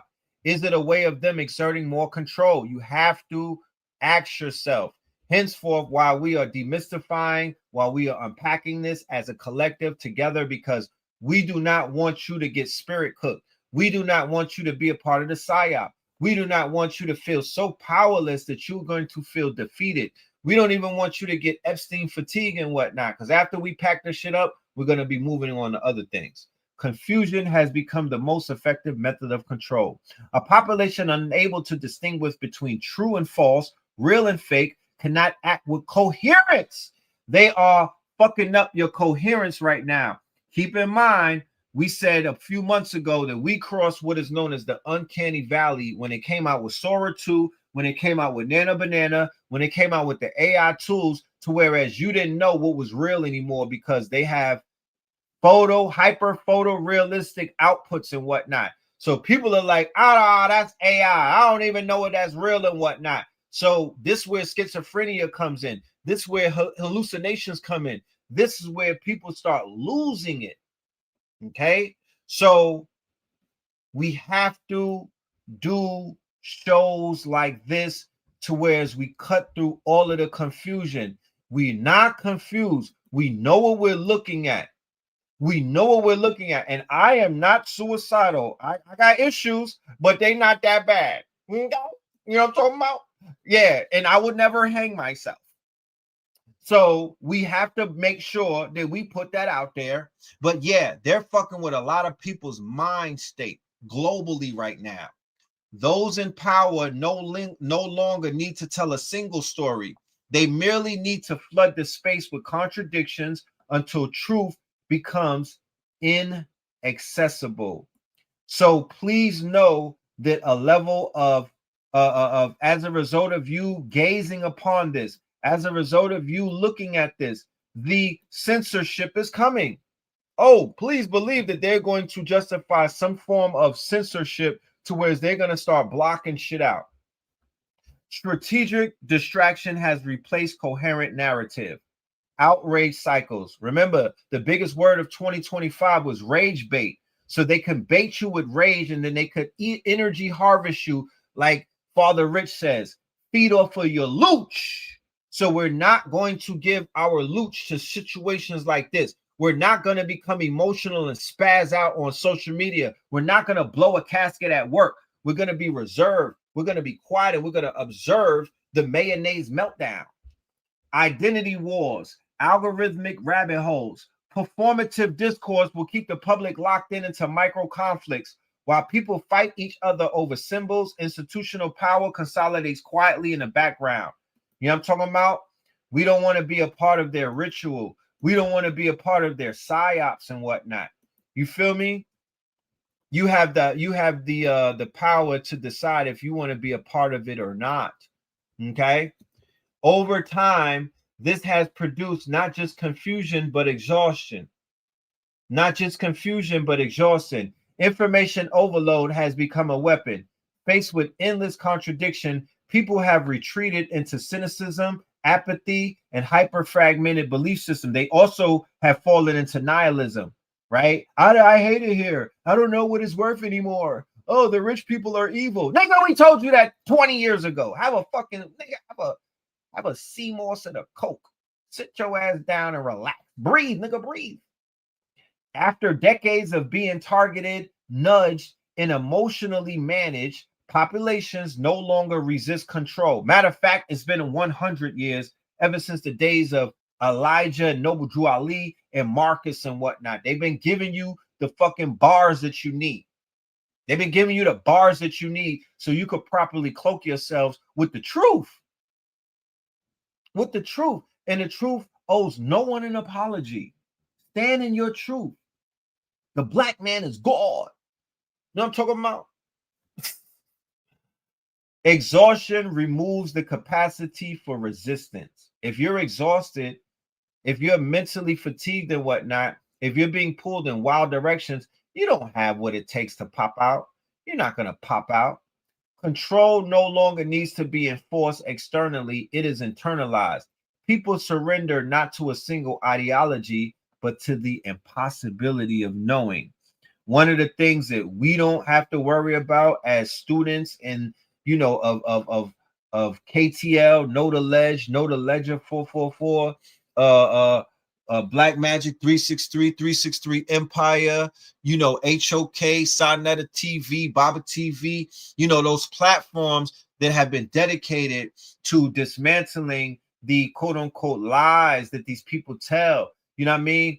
The platforms that have been enlightening our people and turning on the lights and freeing their minds. There's nothing more divine than freeing one's mind. You free the mind, you free the body. I've seen niggas' bodies get free and their minds are still enslaved and whatnot. Yeah. On another note, this era of the worship of celebrities have come to an end. It has to fucking end now. I don't never want to hear no celebrity ever. I don't want to hear from a celebrity ever. Okay? We did a disservice to ourselves over the past 50 years, and even further than that, Malcolm warned you, and we put these goddamn celebrities in a motherfucking position where you let them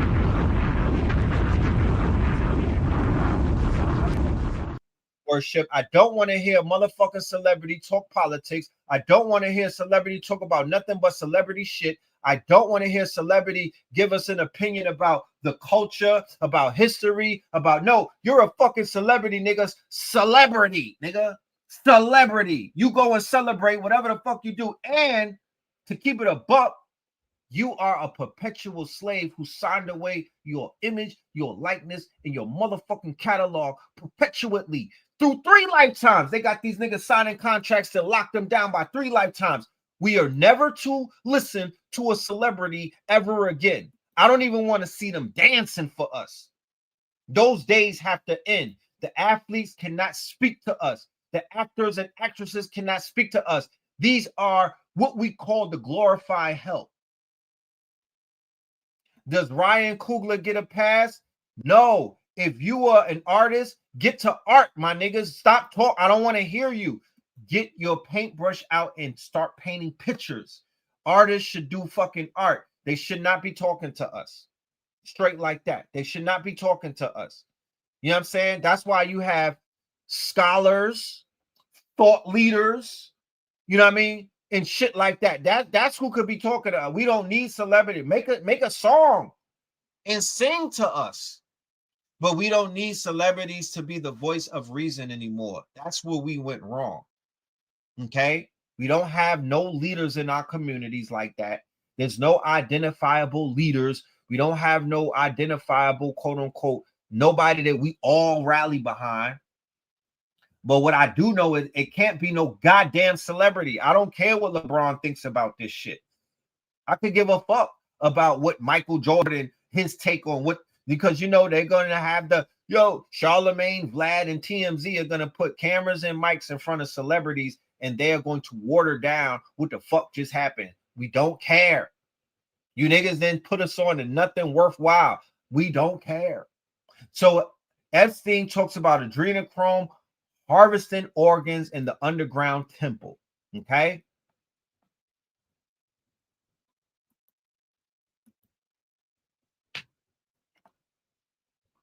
This article popped up just after so this is a Epstein email, right? Some Epstein emails where they're talking about including knowledge of them actually harvesting adrenochrome in organs. They need to do a deeper investigation. If this is true, they are harvesting adrenochrome in organs there. And it was set up like the underground temple. And they blocked out, etc. were there. They would have seen and partook in the harvesting of that stuff. She hasn't commented about the underground temple on the island. So Epstein Island had an underground temple. That SpongeBob looking island had an underground temple, and they were cooking people, harvesting them, and unaliving and taking adrenochrome from these fetuses and shit like that. Okay.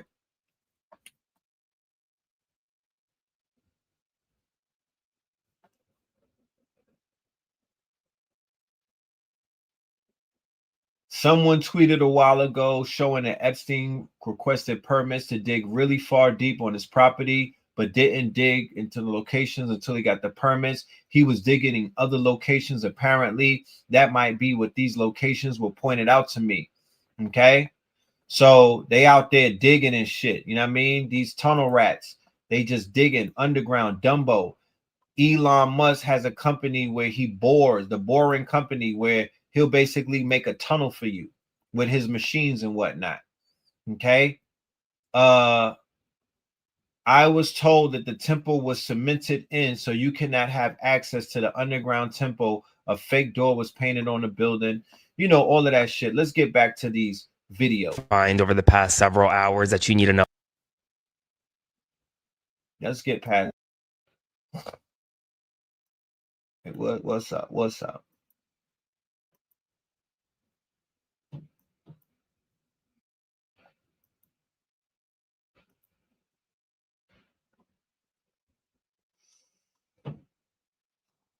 Hold on.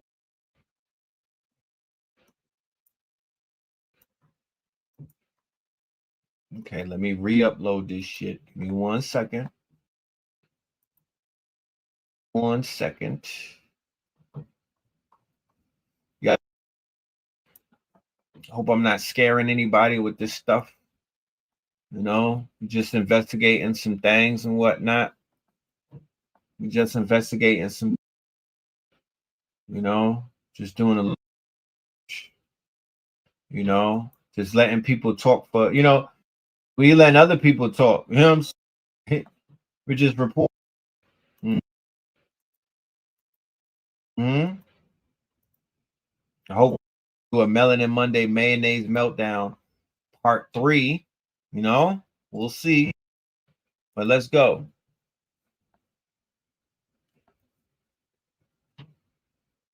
Through the U.S. Think that red rooms don't. They steal spiritual beliefs. They steal names. I do know about books. Okay, we saw this yesterday. Let's go past this, right? So you do know he's no longer Prince Andrew. He got stripped of all of his titles. He's basically a dun-dun-dun. They outcasted him like a year ago. His brother, King Charles, is no good. He's no more good. He's just not on camera. That's the Lizard King. That's the reptile, Charles, born on my birthday. He's now King Charles of the UK. This is his brother. This is his brother. Okay. Jeffrey Epstein. So this is one of the pictures that got leaked. It was a bedside table with a bunch of watches. We went through this. Check this. All of this out is in part 1. Ah, here we go, sister. The truth, he was trafficked by the Epstein elite. He was in snuff films that he survived, but he witnessed people get unalived. And what I'm telling. So this is Sasha Riley that he's talking about. Sasha Riley blew this shit open in November.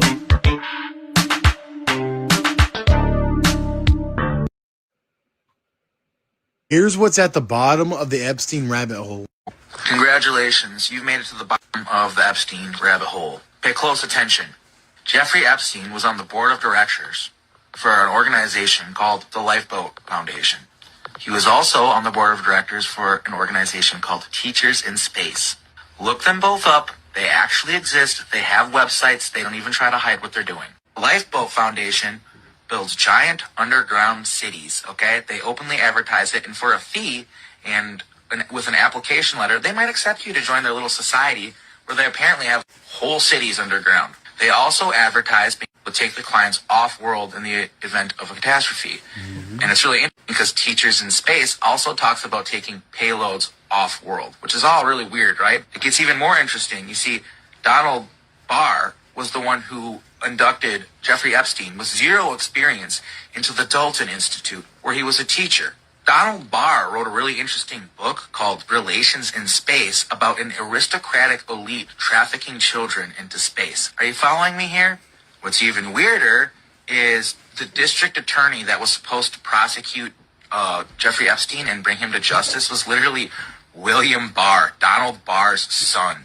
Now, the Lifeboat Foundation is really interesting because in 1996, they pioneered wireless money transfers. They're the second organization in the world to ever do this. This is a decade or two before Bitcoin even was a concept, right? So you got an organization that is doing wireless money transfers that are untraceable, large sums of money, and they're building giant underground infrastructures. It gets even weirder. I found out through looking on archive.org that Lifeboat Foundation has a homeless youth outreach program. And they used to have a whole station in Rhinelander, Wisconsin, and a whole board of people. They're all out of the Rhinelander, Wisconsin area. And they had this meeting in 2017, a homelessness problem-solving meeting, right? So you have an organization that's interested in homeless youth, interested in wireless money transfers, and interested in underground infrastructure. I don't know if you guys heard about Sasha Riley, but he's telling the truth. He was trafficked by the Epstein elite. He was in snuff films that he survived, but he witnessed people get unalived. And what I'm telling you is it gets crazier. The reason why Epstein surrounded himself with the scientific elite is because he was doing human cloning and he was doing consciousness transferal and stuff like this. I swear to God, I know this gets crazy, but it's true. And what I'm telling you is he had celebrities down there. He had a cloning center down there. And I know because I was in some of these films. They're on the dark web. I'm in films on the dark web, okay? And what they're going to try to say is it's all AI. Shit crazy. This nigga was like, I'm in the films. I am him. Right? So if you research the satanic panic, okay? Do the research on the satanic panic, right? That goes back to Charles, that goes back to Manson and all of them. Nothing has necessarily changed, right? Nothing has necessarily changed, okay? So there was a Substack article called Don't Worry, Boys Are Hard to Find. And that was from Sasha Barrows Riley, right? He's a veteran and whatnot. So he speaks about all of the situations with Boys R Us. He speaks about all of the situations that you see in the Abercrombie and Fitch CEO's RICO case, where they were flying all of these young boys and doing all kind of crazy shit to them. You dig? So let us continue.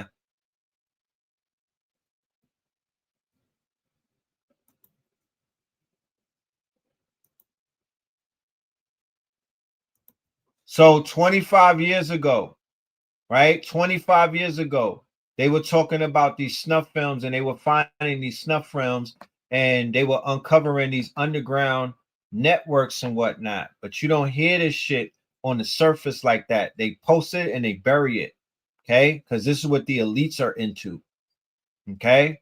This is what the elites are into. The Russian, you know? So here we have, do you remember this woman who was literally in Congress and she was on a phone with Jeffrey Epstein? Okay. She was on a phone with Jeffrey Epstein, Stacy Plaskett, and she traveled to the island in 2014. Okay. She's the same congresswoman who exchanged text messages with Epstein during a congressional hearing, and she's still in the government right now. We were once driving through a struggling neighborhood in Chicago. He commented that only black people could live that way. Attorney-client privilege, yes, I will turn it over. You, as my friend Mr. Meadows pointed out, misled this committee even today in a written submission that contradicted your testimony. You have suggested you are going to review that. Did you review? Are you going to review it in our next break to correct the record, yes or no? Yes. Question, you helped out the president's campaign or were involved in the campaign as a representative, as a spokesman, even in your words today. It was your idea for the campaign dating back to 2011. Is that accurate, yes or no? Yes. Ms. Rona, what is Ms. Rona's position? Rona Graff is Mr. Trump's executive assistant. And would she be able to corroborate many of the statements that you've made here? Yes, her office is directly next to his, and she's involved in a lot that went on. Hey, sis. Hey, auntie. The fuck?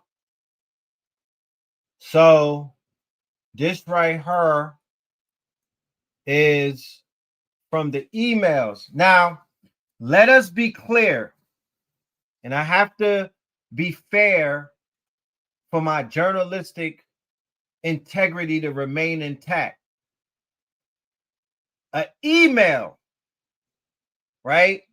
An email could be seen as way more credible piece of evidence than somebody calling the FBI to report something as a tip. Unless the FBI investigates that tip and we could get a little more information on that, right? When people call up the Federal Bureau of, because the Federal Bureau, people could call the FBI and drop a tip on anybody. It's kind of considered unconfounded. But when you have emails that Jeffrey Epstein is sending back and forth, that holds more weight. I just have to separate the two. So this is the email. No, first of all, this is the Federal Bureau of Investigation, case ID 3IE, New York 3027571. Now, this is where Jay-Z's name is mentioned. Okay. Now, this is a tip that was sent to the FBI, right? Why they didn't follow up on it, I don't know. You got to ask Kash Patel and all of them. It's 7/10, July the 10th, 2019. Somebody called the FBI National Threat Operations Center to identify herself as a victim of sex abuse by Jeffrey Epstein and others. In approximately 1994,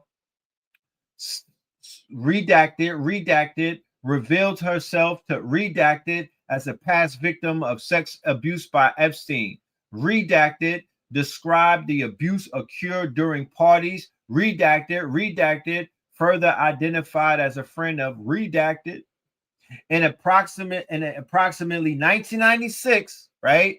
So Jay-Z pops off in 1996. This is when he really got hot with the In My Lifetime and everything. This is when Biggie gets killed. Biggie dies in 96, and he somewhat finds a way to fill the void, right?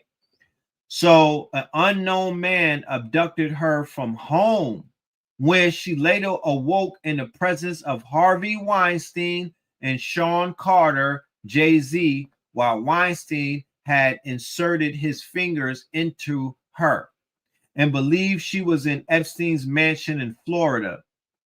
This person estimated she was abducted on 7 occasions, awaking each time in an opulent indoor setting. Okay. She suffered from sex abuse on multiple of those occasions in which Epstein participated.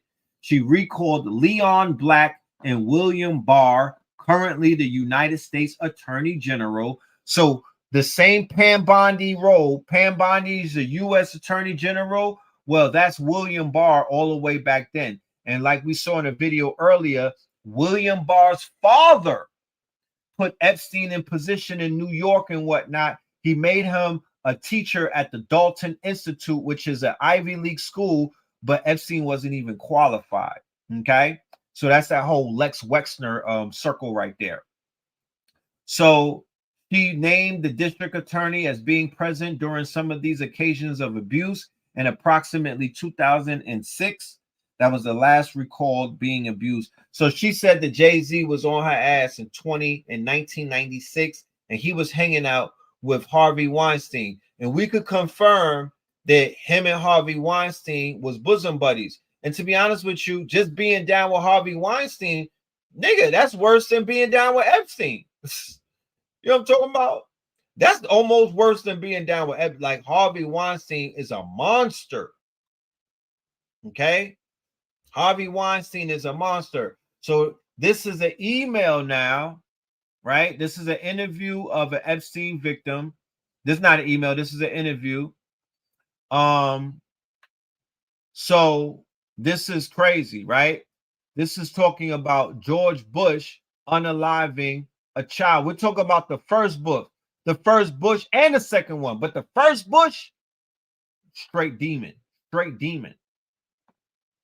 You said Ghislaine owned the Kit Kat Club where Jay-Z stabbed up Un. I was there that night. Crazy. Ghislaine owned that. What the fuck? Okay, yeah. Tupac passed in 96 and Biggie passed March 9th, 97. Thank you for correcting that. Okay. Thank you for correcting that.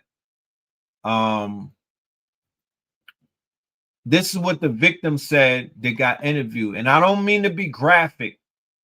Once again, I'm doing the reporting to our audience, and I don't want to be graphic, but this is what they said in the report.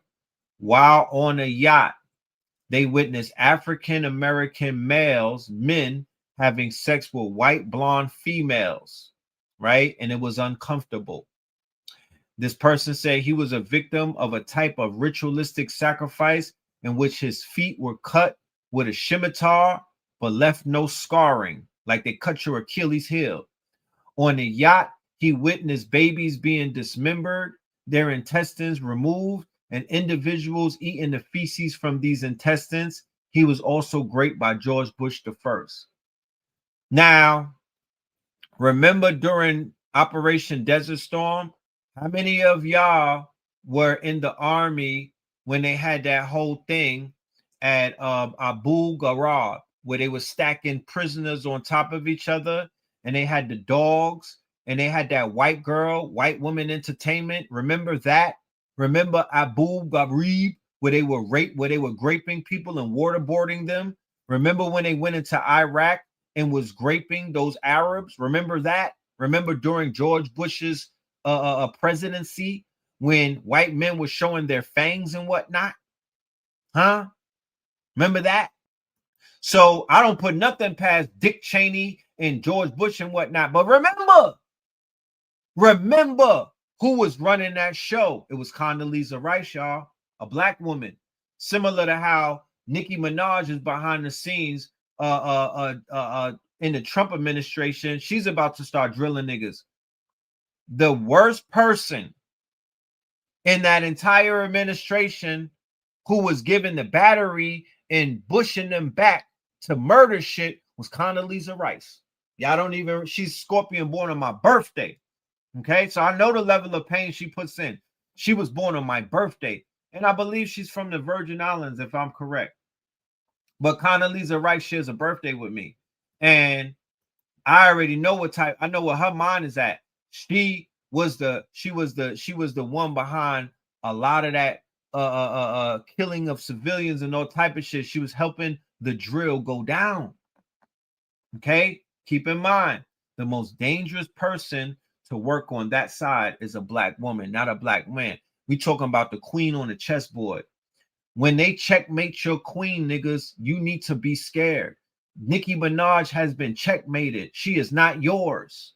She is not yours. She's now on the other side of the chessboard working against you, similar to Candace, similar to Condoleezza, similar to anybody that they checkmate. You got to understand how this game is being played, y'all. Okay? So he was into a level of supremacy that I don't even think some of the most supremacist of our people have even knocked on that door. He was trying to create a quote-unquote super race with his DNA. Did he do it? Yeah, he probably did do it. You would never know. These are Cabbage Patch babies and whatnot. They let them loose and whatnot. These are those test tube babies. You don't know.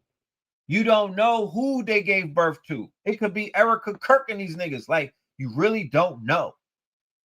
Because they're crazy. It's like when they showed you in Stranger Things when the last season, the last episode of the last season, where they showed the lab where all of those women were pregnant by Vecna. They got all of those women. Henry was getting all of those women pregnant. That's literally what they were doing on this island and whatnot. As you can see in that lady's diary, she said they took her baby. They said they took her baby. What about Colin Powell? Colin Powell was Condoleezza and Colin, but Condoleezza is darker than Colin. Okay, Condoleezza was darker than Colin.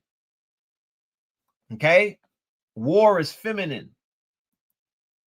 So Jeffrey Epstein hoping to see it's the game of chess. Once your queen is checkmated and she works for the other side, that's corporate America, niggas. That's Planned Parenthood, niggas. That's Gloria Steinem flipping the black woman against the Black Power movement, my genius. Where when the black woman goes, that's where humanity goes. When she goes, the rest of humanity goes. We have to protect her. We have to correct her and protect her, cloak her, clothe her, make sure that she don't go on the other side. Okay? Make sure that she don't go on. Oh, Susan Rice. My bad. Thank you. Susan Rice. Make sure they don't go on the other side. Because when they on the other side, boy, oh boy, you niggas, we get washed. That's not a war that you want to fight. That's not a war that you want to fight. You understand? So now they got the Africans riding with them. They got the Caribbean mommies riding with them. They got Barbie Largo. Oh, wait till you see the videos coming out of Barbie Largo. It's going to turn your stomach. Okay? So Jeffrey Epstein hoped to seed human race with his DNA by impregnating women at his vast New Mexico ranch. He had a ranch called a Zorro Ranch in New Mexico. This nigga was everywhere. Over the years, he confided to scientists and others about his scheme, according to 4 people familiar with his thinking, although there's no evidence that it ever came to fruition. There's no evidence that it came to fruition. All you got to do is stick all you got to do is create a pregnant woman. I don't think that was hard for him to do. You know what I'm talking about? Butts a nut. I don't think that was too much because he had the girls. So you mean to tell me on some Scooby-Doo shit, he wasn't able to pull it off?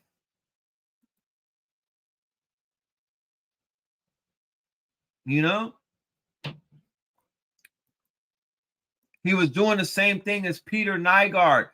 Facts. And I showed the Peter Nygaard video in part 1 because they were literally part of the same clan, the same group, the same tribe, moving like that. Yes, they say that Mom Donnie is his son. They say that Mom Donnie is his son. They got pictures of Epstein with his mommy holding Mom Donnie, the mayor of New York. What the fuck is going on? Oh, got my hand on Corral like John D. Nigga. What are we talking about? So yeah, he was into transhumanism and eugenics and everything.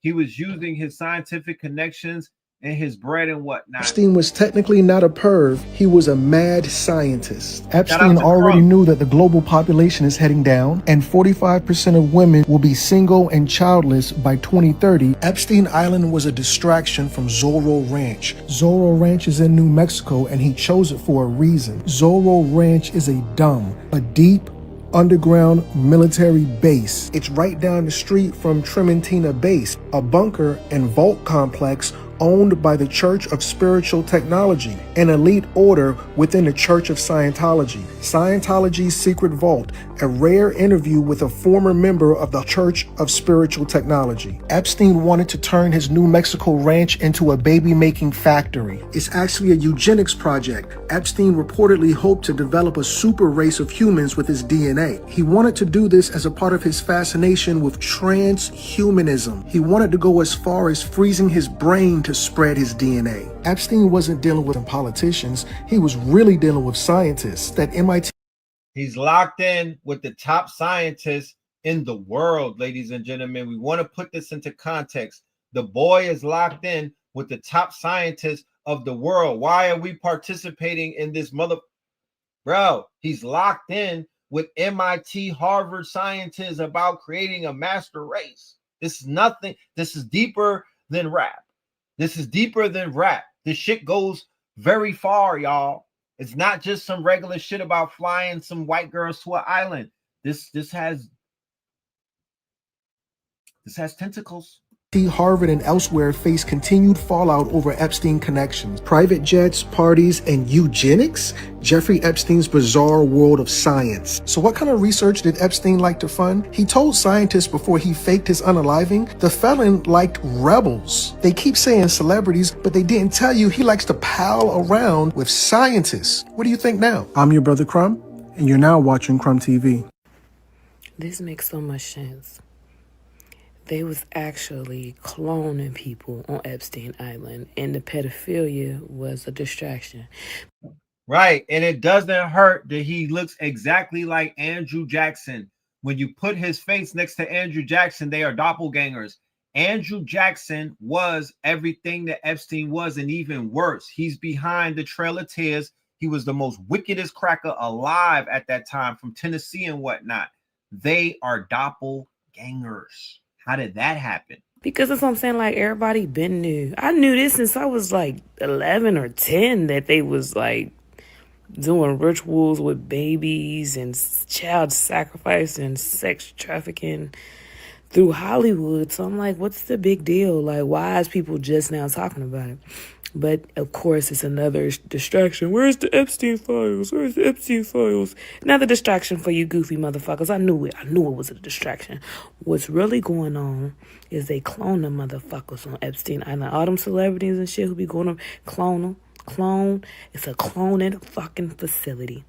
I'm not taking away from the fact that they are raping and molesting children, but I've been told multiple times the kids they're doing that to are cloned children. But that doesn't make it right, because they still have a spirit, a consciousness, not necessarily a soul. But anybody who's a clone is an abomination to the source, the oversoul, and the spirit. So all this shit, like, that's why Babylon is falling. Babylon is falling, and the truth will... Come on. Listen, you moving, grooving, vibing, sliding on some...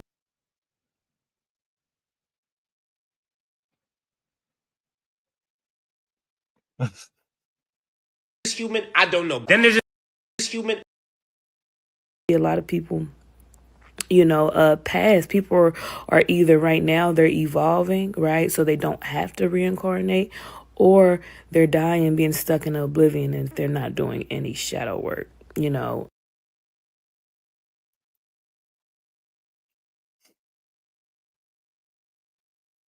Bro's dead. He had way more emotion like the ocean than even I imagined. Who do you know that goes to Algeria and gets a fake passport that puts their residence in Saudi Arabia? Let me just start off with the most disturbing image I've been able to find. What the fuck is that? Chicken, human, chicken. How old is this human? I don't know. Then there's this video of him chasing girls around the kitchen, which, sounds like young girls in the video, but weird, like Peter Pan-ish villainous type shit. I don't know who the fuck this is, but he doesn't look American and they look young. One of the most important things I found in the files is since the first term, it has been said by an FBI informant Trump is compromised by Israel. Kushner is the brains behind the operation, which would make sense to why he's in a position of power now, going to meet with Putin and on the board of peace while not holding any position in Congress. Because he compromises motherfucker through Epstein, and now he's fucking his daughter as well. Honestly, Kushner, you moving, grooving, vibing, sliding on some different shit, son. He was controlling more than just the U.S. He was controlling people around the fucking world. I mean, look at this specific one right here. The Indian Prime Minister Modi took my advice and danced and sang in Israel for the benefit of the U.S. president. Like, what? If the people would allow your country to recognize Israel, it could be an interesting thing to discuss. Maybe we consider $1 billion fund, and then look what he has. But make sure it's with cash, smiley face. Like Epstein had his hand in fucking everything. Who else do you know knows the founders of Bitcoin? That's literally one of the biggest mysteries in the world. And this man's like, yeah, I talked to a couple of the founders. I'm gonna go meet with them. Like, wait, who the fuck is this nigga? I'm trying to get a friend out of prison in Syria. You have any influence with Assad? Not for email. Bro, this motherfucker was an asset. The Podesta brothers going back and forth. He says he's still in the torture chamber. Last night was fun. Leads me to some of their artwork, which is very damning. Jeffrey Epstein with Woody Allen. Hey, we're going to Paris for the pedophile connection. I think pedophile is the plural. Prince Andrew in this weird fucking photo. And that's the thing. They documented a lot of weird, iniquitous shit. Another accusation of Prince Andrew torturing, sex slaving a girl, and then having her murdered. And we just saw that photo. Then talks to Peter Thiel exactly about Bitcoin. And this is early. I'm talking about 2014. Still weird that you guys are in conversation because he's a known child pedophile. Because he's trying to tweet his way through this thing that he's going to come out on the other side more powerful. It's like, no.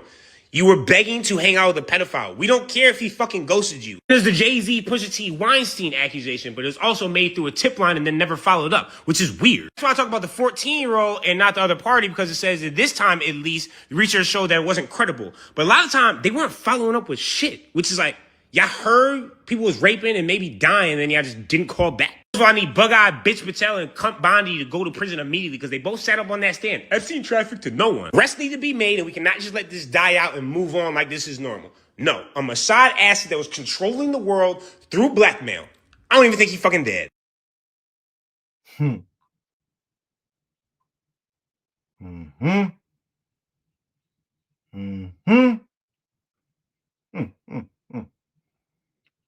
So 50 Cent is on his ass, right?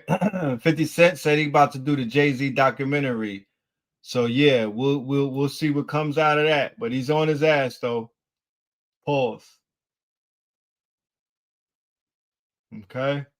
Check this Shocking new Epstein photos released today, and yes, that is a child. Here's another child, and that grip looks very uncomfortable. This one absolutely breaks my heart. Do we know who this guy is? And that is a very, very young little girl. This is one of the worst ones in my opinion. That looks like Ghislaine, two young girls. One of them looks like she's even holding a teddy bear, and then Epstein. Here's a close-up, and honestly, this one might even be a boy. I don't know. I'm not sure. Here he is golfing. I'm not sure who it is. Let me know if you know. Another girl who looks very young, could even maybe be a boy. More young girls around Epstein. This one also looks like a child to me. It's like Epstein's getting on the Lolita Express. And I feel like there's a constant theme of not just one girl, but multiple girls around him all the time. This one is disturbing, so I warn you. The workbook for erotic slave, and then another one called Slavecraft Roadmaps for Erotic Servitude, and SM 101. And it looks like he was just mailing it to himself from New York to Florida. I'm guessing they are on the Lolita Express, and this is either his last girlfriend or another young girl. And then some more young girls, and then I don't know what this one's about. We'll be waiting for more. There's a ton of redacted photos. Lots of heartbreaking photos in today's release, but when are we going to see his financials?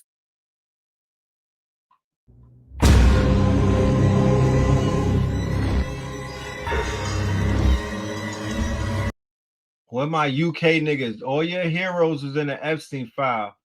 In it. Bruv. Not a day, bruv. Not a day. Rich Paul, run!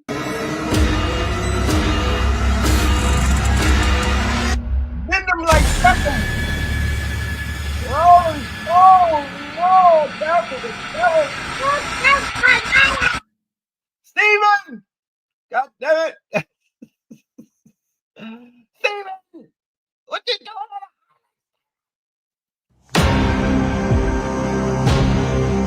Not Richard. Not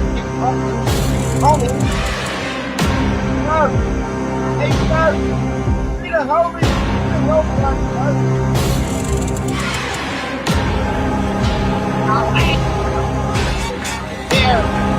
But Piers on his deathbed right now. I see Piers fucked up. Piers on his deathbed. Naomi! He didn't like niggas. What is he doing with you, Naomi? No.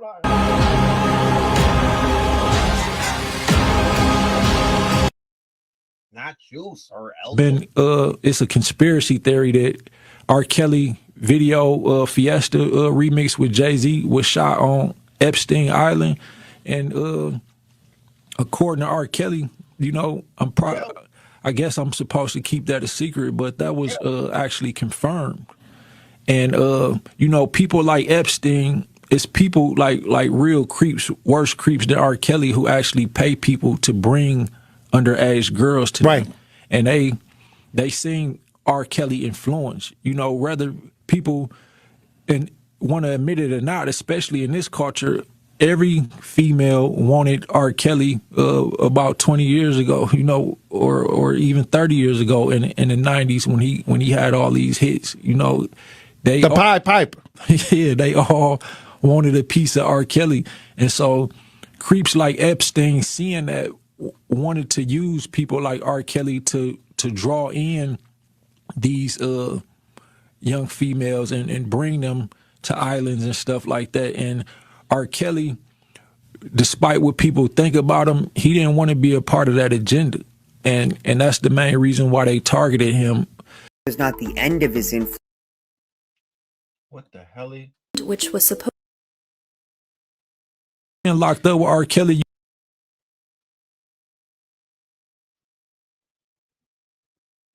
And locked up with R. Kelly, you would think he would be well taken care of in there, but he wasn't. Oh, that's so sad. What else?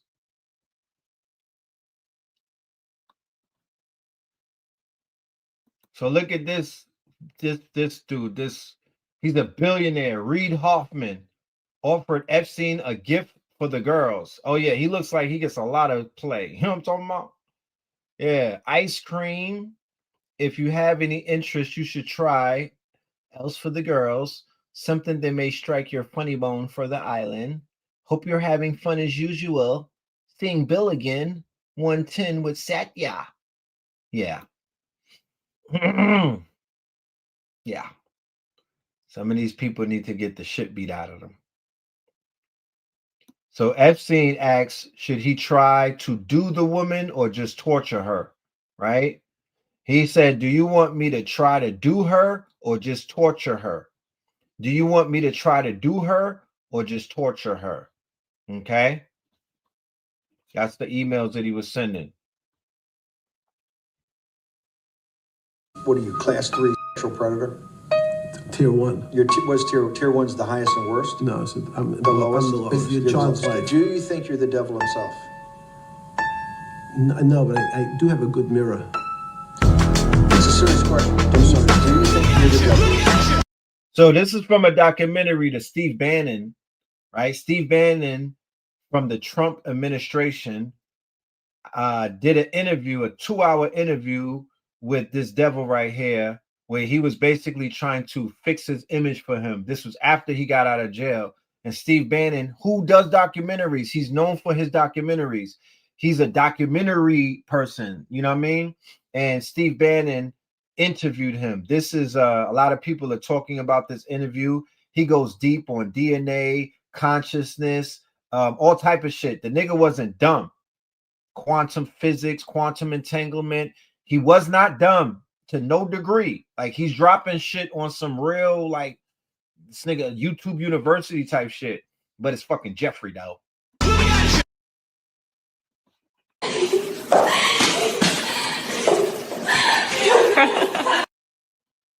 Isn't that Peter Pan evil talking about? Remember, 3 million files. 3 million files were dropped, and there's 3 million more. They did not release 3. They only released half of it. 3 million files. and they're releasing and 3 million more. They were like, you know what? Those other 3 million, they're not anything. We're not going to release that. 3 million files got released, and then it was like, you know what? The other 3 million, yeah, those are just it's just meaningless. We're going to get rid of those.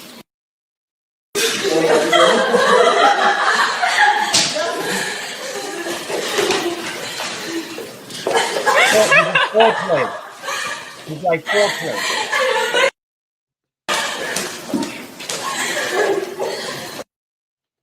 I'm playing a game of catch and go.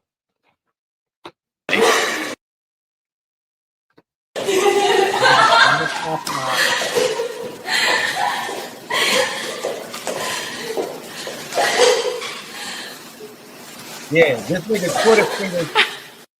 He was crazy. Like, your man was Twitter fingers for real. God damn, I never seen a nigga tweet that much, send that many emails. You know what I'm talking about?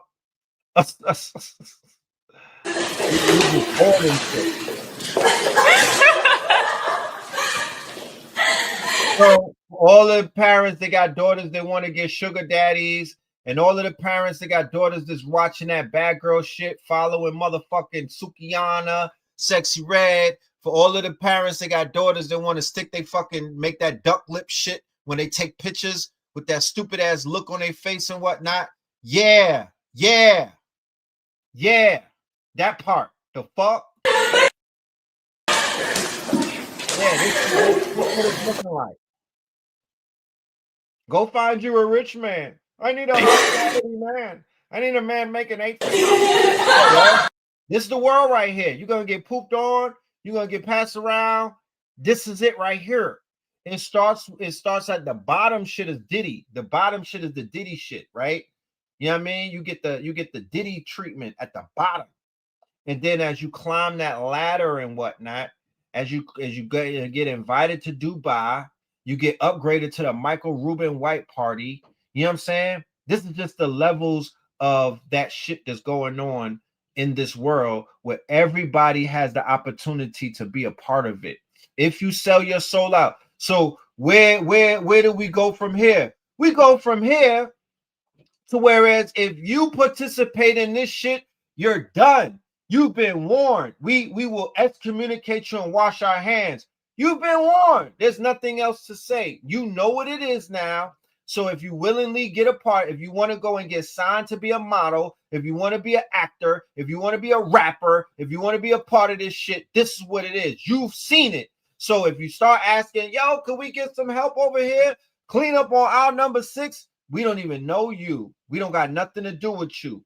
If you choose that side, you stay there. That's what this is. That's how we deal with it. If you choose that motherfucking side, well, that's the bed you lay in. That's the only thing that we could get out of this. That they showed you their fangs, and they're even going to ramp it up more. They're so cocky that they're like, you know what? We're going to change the contract. If you try to get down with us now, we're going to even ramp it up a bit more. Prior to us being exposed, you have to sign your life away. You might get a train ran on you, a few other things. Now that you've been exposed to what we do, oh no, you really going to pay the price. So if there's anybody out there walking blindly into this motherfucking world, my nigga, goodbye.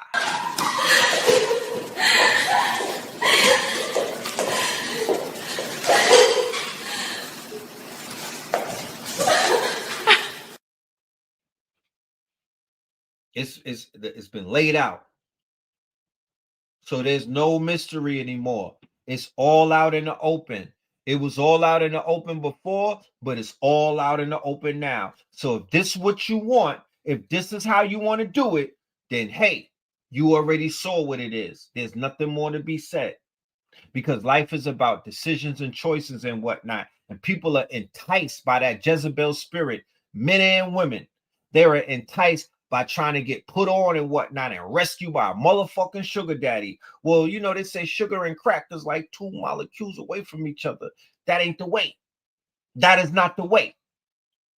And we should banish everybody from our community, round them up, call them out, and start identifying the people that are pushing this type of motherfucking mind state on these babies. These are melanated Giselle Maxwells. because Natalie Nunn and motherfucking that girl from Love and Hip Hop, those are melanated Maxwells right now. Those are pimps. Them girls on the Zeus Network, those are pimps. Okay? Let's be clear as to what we're seeing. A bunch of emails about pizza. You know, they're going pizza crazy. They're going pizza crazy.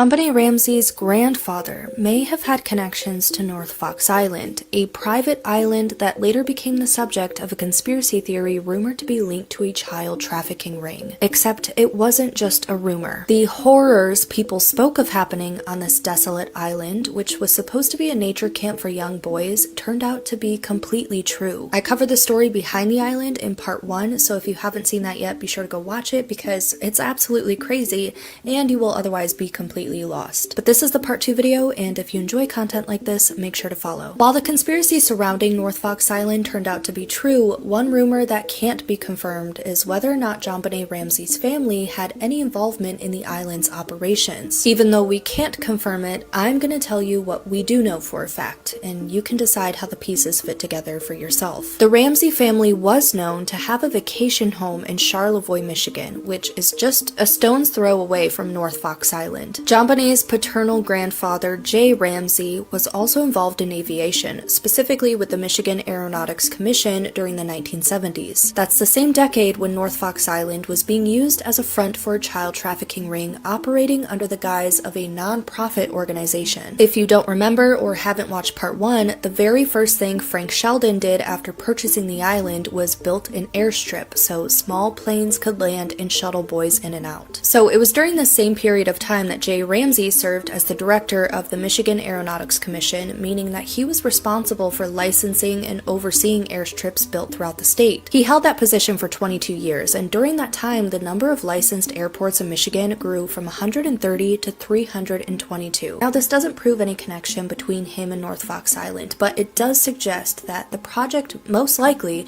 would have crossed his desk, and that he was most likely the one that had to have approved Sheldon's airstrip on the island. We also know that Sheldon was a well-known figure in Charlevoix, the same area where the Ramsey family owned property. The story of North Fox Island broke in 1977, and Jay Ramsey retired just 2 years later in 1979. Those are the facts. Whether or not they point to JonBenet's family being involved with North Fox Island is purely speculative, and I'd love to hear your thoughts about it in the comments, but what we do have more evidence for is that the island's operations have been linked to the Oakland County child killer, an unidentified serial killer who targeted children in the suburban areas just north of Detroit. I can dive deeper into that connection in part 3, or you can go check out my 2-part podcast episode on this topic by searching Oddities on Elm Street wherever you get your podcasts. While everybody's talking about the Epstein files drop, I saw this and it's sickening and infuriating. This one's in Thailand. Beautiful. Beautiful. Beautiful. What comes with the island? There's a small villa here. You could practically build this. They're building things. Yeah, there's do the islands come with the children, or are the children? This island does have a small school. There are children. Okay, so I don't know if that's... Yeah. What countries are near to abduct them from? Cambodia, Thailand, Laos, Vietnam, Philippines. The Philippines. Of course. The Filipinos, if they're not being a nurse, they're being your... So while everybody's caught up on the Bill Clinton thing, it's Bill Clinton, but it's far worse. And if we wonder why it took so long for so many people to want this to come out, I think we have an answer right here. I can't even imagine how many sickos there really are. I think some of the documents are fake. Like, they were written by AI, but I think also a lot of them are real. And it's pretty bad. Hey, Jeff. The mayonnaise meltdown. The mayonnaise fucking meltdown. They knew. I'm not convinced. They knew. It's me, Elon. I really wanted to talk to you about your Little St. James operation. Shucks, Elon. It's me, Jeff. We're not really doing that anymore. Hello, American public. It is me, FBI agent and confidential informant. Donald Trump has been compromised by Israel, and Jared Kushner runs his administration. Hello, Ehud Barak. It is me, Jeff Epstein. Tell everybody that I am not working for Mossad. Some of the shit is real though. This dude's talking about, I'm going to Paris to meet with Woody Allen to go to a pedo convention. Talking about Julian Assange and Hillary Clinton and the Podesta emails. Talking about meeting with Prince Andrew, and Prince Andrew tortured somebody to death. Former President Bush tortured and ritually dismembered a child. Major figures in the music industry have Now, like I said earlier, these are emails. These are not FBI call. These are not like tips and everything. This is Epstein sending out emails. So we have to be able to separate the tips from the emails. So he's sending out emails saying, yeah, man, this nigga's or Andrew crazy. He done body something in front of me type shit. Huh? handlers. The music industry helps to recruit girls that they can traffic. Jeffrey Epstein talking to Noam Chomsky about the right stuff in Mike Enoch and talking about James Watson and race and IQ. No, I'm not joking. Another thing about how they could arrest Hillary Clinton because of what she did. The FBI knew about him and Ghislaine back in 2000. The FBI naming him and Ghislaine again in 2000. Jeff traveled to Venezuela and met with all of the key officials leading Venezuela. Jeff was banned from Xbox, I guess. I don't know. I'm astonished that the government would show you all of this, especially the President Bush and Hillary Clinton shit. This seems a little fishy because of the timing and because of how some of these things read. But if it's all real, it's pretty bad. Fuck you mean if it's all real?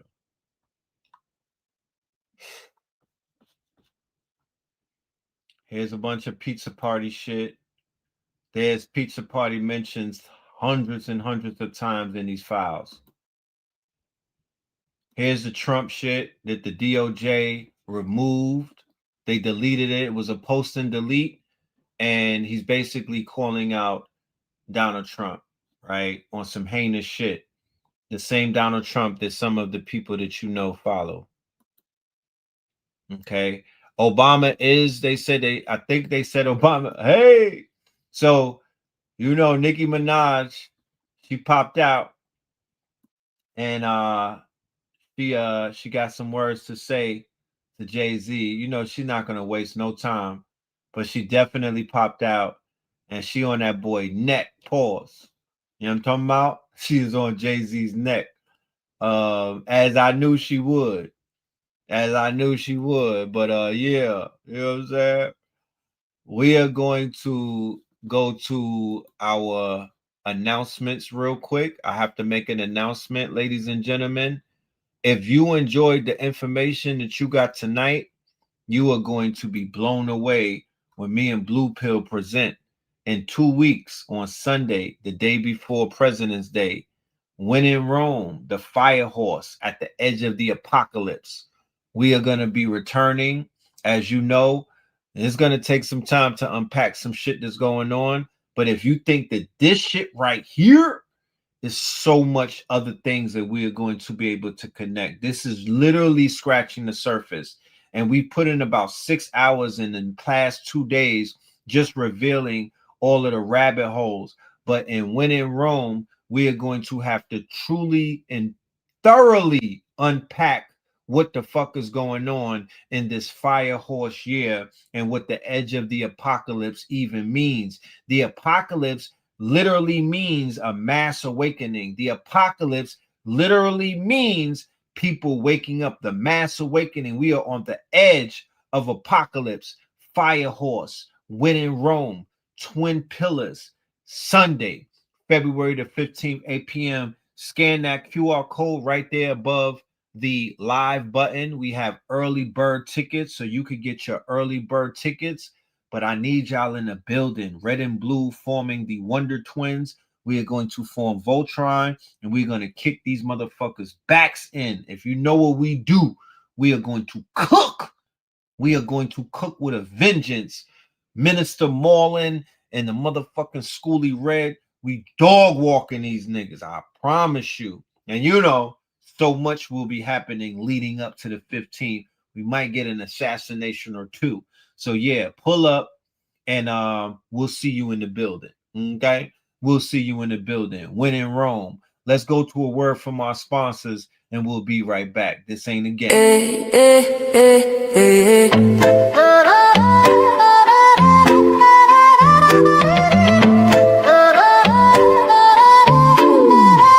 VCL in my cup, I'm feeling boss. 21 flavors powered by CMOS. Flow from within, yeah, we never fall off. Count it up, 99 minerals, flaws. VCL in my cup, I'm feeling right. Sip to the sunrise, dance to the night. From the ocean's kiss to your city lights. 21 flavors, pure health in every bite. Drip so clean, we're custom made. From reef to street, we elevate. Gold green gel, set the record straight. Nature in a bottle, that's a better way. Charge me up, no caffeine crash. Clean energy, steady splash. From skin to gut, yeah, we live from within. Wellness on 10, let the rhythm begin. Pour it up, pour it up. Feel the wave, body thanking me. Every save, ocean wisdom in this glass. We sell magic, CMOS. We sell in my car, I'm feeling boss. 21 flavors powered by CMOS. Glow from within, yeah, we never fall off. Count it up, 99 minerals, flaws. Island breeze in the city maze. We're mineral rich in 1,000 ways. Immunity high like the summer rays. Hydrate the hustle, fuel your days. Berry, mango, ginger, lime. Pick your flow, your flavor, your time. Beauty and balance we redefine. Every little sip, align your shine. Wear it up, feel the way. Body thanking me for every step. Ocean wisdom in this glass. We sell magic, CMOS. We sell in my car, I'm feeling boss. 21 flavors powered by CMOS. Glow from within, yeah, we never fall off. Count it up, 99 minerals, flaws. From the coral choir to the heartbeat drum. Roots run deep where the wild tides hum. Real ones know where the glow comes from. We sell in the mix now, watch us.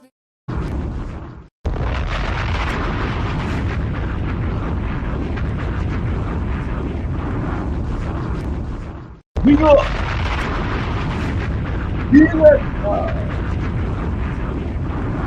Should name that shit Valentine's Day Massacre, right? We should name it Valentine's Day Massacre, but not bad. Y'all make sure y'all tap in for When in Rome. Me and Blue is going crazy. I'm gonna be in the lab doing my research. This shit right here is going to be a fucking classic. I'm diving in. I'm cracking codes. I'm solving some shit. You know what I mean? So I'll see y'all in the building for that. Thank you, everybody, for pulling up tonight and whatnot. Thank you, everybody, for pulling. Thank you to Shakur Stevenson for knocking that boy out, beating the brakes off of him yesterday. You know what I'm saying? The black man for the win. The Moors for the win. You know what I'm talking about? The Moors for the win. You know what I mean? That part. You know what I'm talking about? Yeah. So with that being said, ladies and gentlemen, Melanin Monday. We'll see you tomorrow. Melanin Monday in the building. All right. And yeah, that part. All right. Oh, before we go, we got to let you know that we also have the Imaginarium on the way. Look out for the Imaginarium. That's for all of my creatives and whatnot. Black Future Month. Black Future Month. Afro Futurism Month starts right now. So we are going to be delivering the Imaginarium. All right. Look out for that special show when we launch that.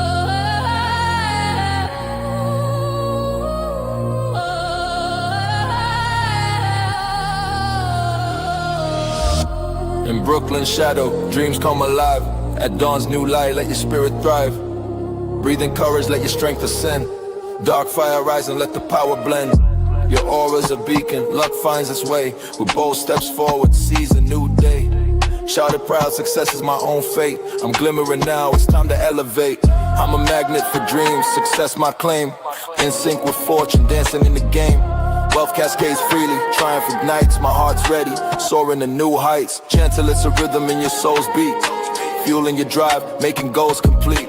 Your aura's a magnet, attracting sway. Dance with prosperity, night into day. Riches may flow, but spirit stands tall. Growth the reward, answering the call. Money's a vessel, clarity's the map. No rush needed, wealth's in your grasp. No need to scheme, to hustle or to plead. Just rise up strong, live in your creed. Don't chase, simply receive what's conceived. Feel the rhythm of wealth you're meant to achieve. All right, we got it going on. Cambada, Red Pillar, you dig? We'll see you tomorrow. Okay? We'll see you mañana. Y'all stay safe.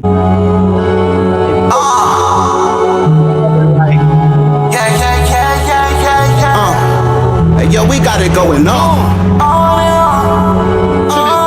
I'm here to right all my wrongs. Yo, we got it going on. Yeah. Hey, yo, we got it going on. I bring my niggas together, we transform and become the Voltron. Yeah. We here to right all our wrongs. Hey, yo, we got it going on. Yeah. Went through the fire, but it lit up my fuse. I'm blowing up like a bomb. Introduce you to God. I'm teaching essentials, I'm operating at my peakest potential. Elijah, he told me to keep it on simple. Through these instrumentals, I speak to your mental. Red, back in the booth, rap to the youth, they was lacking the truth. Back to the seas, they was lacking the roots. Smoked through the trees and they snacking on fruits. Bed, attached to my roof, attached to the roof on the back of the coupe. Back from the future, I'm back in the loop. Red in the blue, yeah, I'm back on my snoop. Niggas be biting, they cracking, they tracking. Niggas be capping, they lacking the truth.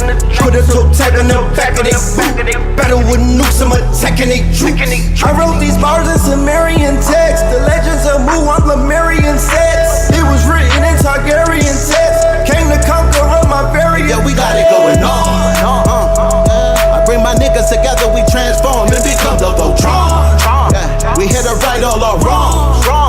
Hey, yo, we got it going on. Yeah, went through the fire, but it lit up my fuse. I'm blowing up like a bomb. Introduce you to God. Came back on the mic, was dead on my back, now I'm back on my life. Came back from the future, went back to it twice. When I rose out the grave, they said that dude is Christ. I'ma shine like a star, I'ma twinkle, twinkle as I light up the sky. The whole world was watching on the night I arrived. The Messiah's here, I guess it's finally time. Swear that I hear every prayer that you say. I was there every day.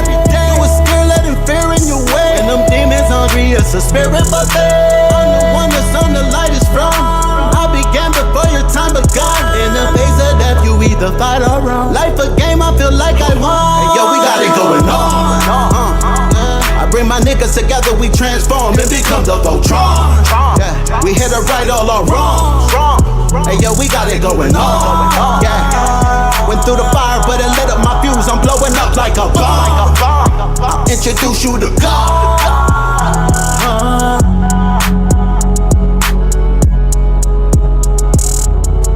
You got a budget. You better fucking be great. There's no excuses anymore.